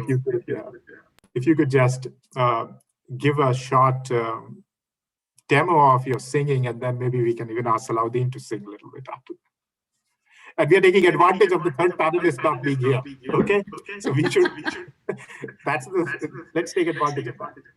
Yeah, since the last 1 year, this has been the way that I've done my concerts. It still feels like a performing stage for me that you ask me. Yes, let me sing for you a piece that I've been singing in Threshold.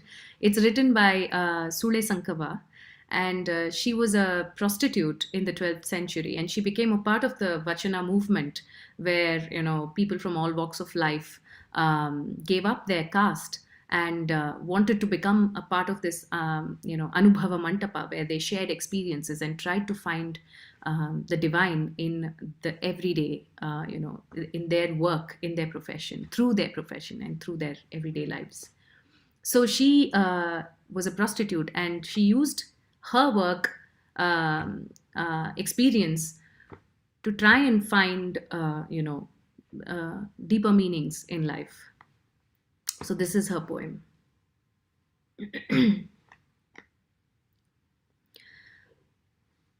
ಒತ್ತೆಯ ಹಿಡಿದು ಮತ್ತೊತ್ತೆಯ ಹಿಡಿಯೇ ಹಿಡಿದಡೆ ಬೆತ್ತಲೆ ನಿಲ್ಲಿಸಿ ಕೊಲ್ಲುವರಯ್ಯ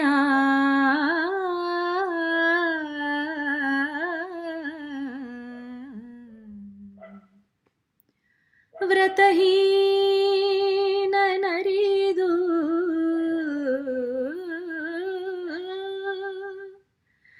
ಬೆರೆದೆಡೆ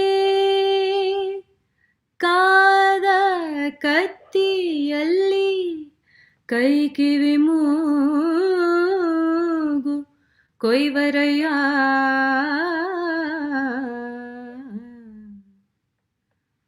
ಒಲ್ಲೆ ನೊಲ್ಲೆ ಬಲ್ಲೆನಾಗಿ ಒಲ್ಲೆ ನೊಲ್ಲೆ ಬಲ್ಲೆನಾಗಿ ನಿಮಾಣಿ ನಿರ್ಲಜ್ಜೇಶ್ವರ ನಿರ್ಲಜ್ಜೇಶ್ವರ ನಿರ್ಲಜ್ಜೇಶ್ವರ ಆ ಆ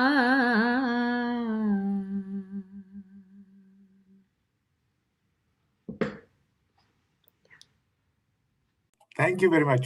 Beautiful, Sundar, Ati Sundar. Thank you, thank you. And so we have some time left. Could you Salahuddin, how much could you briefly, Pallavi, first give people a little bit translation of just the first mukta, the sentence that begins, so that people could. Otteya hididu mattotteya. So she's saying, oh Lord, once I've slept with a higher caste man, I am not allowed to sleep with the lower caste. She's the prostitute, and she's saying, oh Lord, and her Lord is Shiva, but not just Shiva. She says Nirlajeshwara, uninhibited Shiva.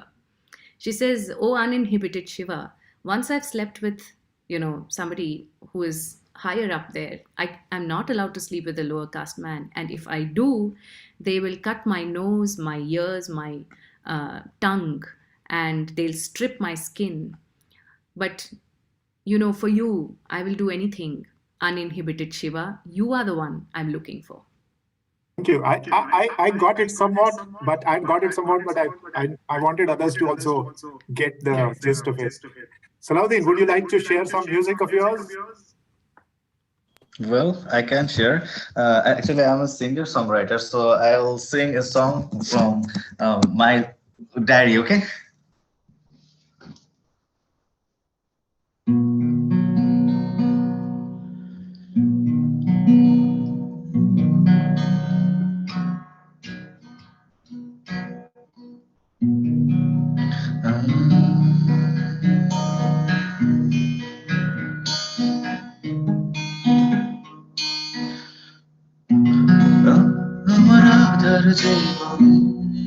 তুমি আলো হয়ে তুমি ভোরে আমার মুখর প্রান্তরে তুমি চলে পিপাসা মিটিয়ে তুমি খরার মাঝে মিষ্টি ফোঁটা ভিজে যাওয়া সুখ তুমি অনেক না পাওয়া একটি পাওয়া রোদের মাঝে শীতল ছোঁয়া আমার আধার জীবনে তুমি আলো হয়ে এলে তুমি ভোরে Thank you. So this is the best, if you have a panel where musicians are there, this is how the panel should be, right? They don't just talk in terms of, there's not just discourse, there is actually music. And so that is how it should be. I wanted to take this, Pallavi, a little bit ahead from here in terms of, so these collaborations, do you think that this is going to last, this technology, this platform-based collaboration, right? On Zoom and other technologies, cross-border collaborations will last after we get, we could get beyond COVID, right? I'm hoping we'll get beyond COVID. It's not going to be there always, right? I think we will get beyond COVID. Yeah. We can so be sure of that. do you think this will last, this new thing that we have discovered? As an artist yourself, as a collaborator, global collaborator with other artists, do you think that crossing borders, do you think this is going to last beyond COVID, and people will see new opportunities in this? I think what happened is, I mean, when this, COVID happened and we all were suddenly locked in our houses, there was this kind of a panic, oh, we can't perform on stage. We can't perform, we can't sit together and perform, be it music or be it theater. I mean, in the two fields that I kind of was very active in. And especially theater, like how do we make theater if we can't meet? How do we make theater if we can't be in a room together, let alone audiences coming and seeing our play? Like, how do we do it? How do I sing? How do I perform if I can't have a tabalji with me or a guitarist with me or my musicians with me? If I don't have a band with me, how do I perform? And somehow there emerged a new kind of,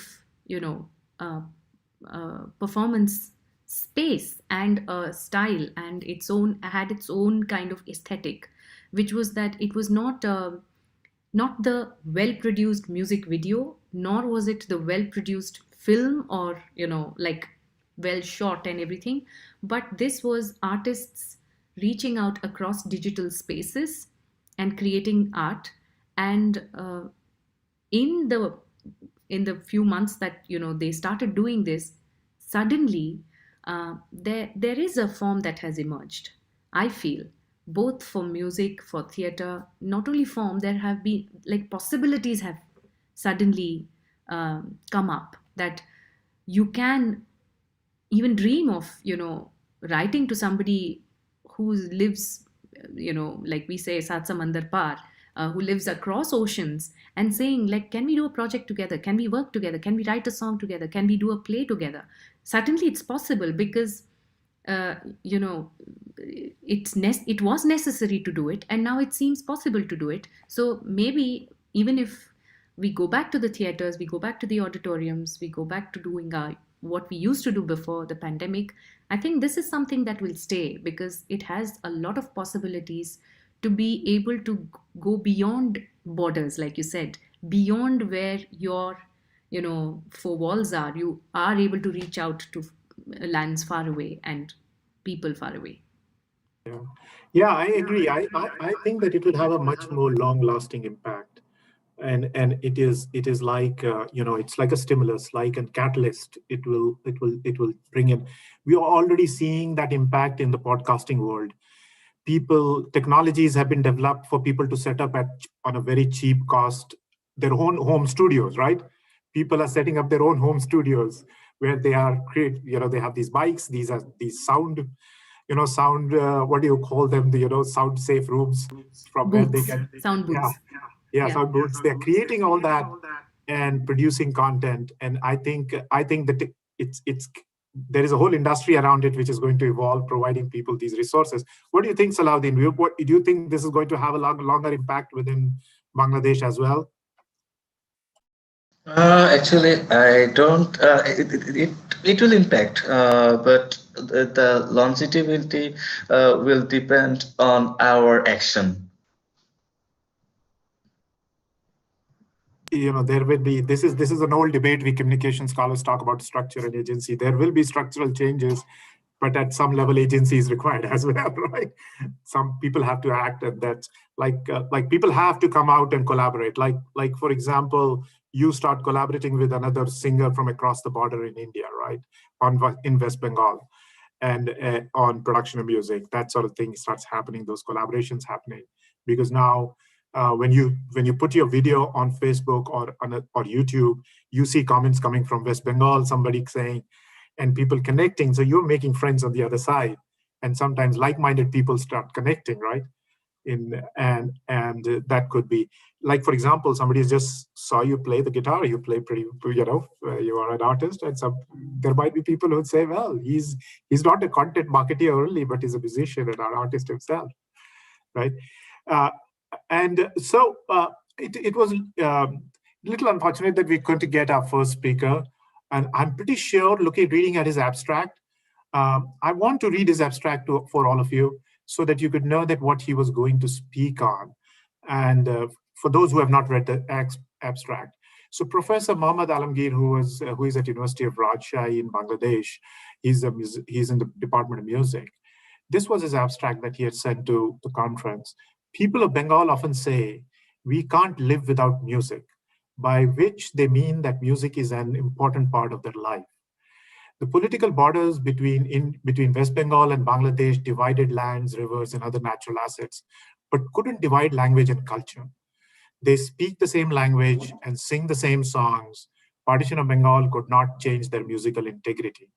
This paper analyzes some notable Bengali songs which are equally popular in both regions of Bengal and explain how Bengali people are united in terms of music and culture beyond borders. So I'm pretty sure this would have been a very fascinating talk. Technology, we are talking about how technology has brought us together. In some sense, maybe technology has not allowed him to get on. Where he's located, there might be poor connection. I don't know, where is Rajshahi? Salahuddin might know better. Where is University of Rajshahi? Do you know where it is, Salahuddin? You're mute. You're mute, Salahuddin. Okay, sorry. Russia is the north side of our country. Okay. And yeah, it is really a beautiful country. I went there like 4 or 5 years ago for admission test, and it was really a great city, and this is really cultural. Okay. You are mute, sir. You are mute. We used it. We made good use of time. Thank you, Pallavi and Salahuddin, for joining us in this panel. And it was great ideas, great music as well at the same time. And so, we had, thank you audiences. We had some very good questions here. And so I would hand over to the hosts of this conference from here. We are 5 minutes early, but I would unless somebody wants to in the panel add to it. Rebecca, would you like to speak something? We still have 4 or 5 minutes, so if you would like to add, say something. Well, I just want to thank everyone. That was a beautiful, lovely into our first day with all of the fantastic music. Really just a fantastic, great ending. Did you guys want to say anything else before I wrap it up? Pallavi, Salahuddin, do you want to add something, or we can wrap it up? Okay. Salahuddin, you want to say something? Actually, this is really a great panel, and I really love and I really give the gratitude all of you. Thank you. Thank you. Yeah, thank you. This was oh, sorry, Dr. Kumar, you're muted again. Yeah, we were just told by Vaibhav to everyone that Professor Parvez had actually performed last year at this conference. So I'm sure veterans of this conference are missing him, right? They would have heard him speak. Okay, Rebecca, I'll hand it over to you. All right. Thank you again. I understand it is quite late in South Asia right now, so thank you so much for joining us. And thank you for those watching at home that are with us, given how late it is there. I do want you all to come back tomorrow. We'll start at 8 a.m. here Eastern Standard Time. Please check out the South Asian Media Conference website for the YouTube live link for tomorrow. And please be sure to link our conference on social media so that we can get some even more people to enjoy this great conference so far. It was a fantastic first day. And do be sure to join us tomorrow with, we have speakers, including the Ambassador Munir Akram, as well as Professor Sahana Udupa and others that will be joining us. Thank you again. And we're gonna play a conference video real quick.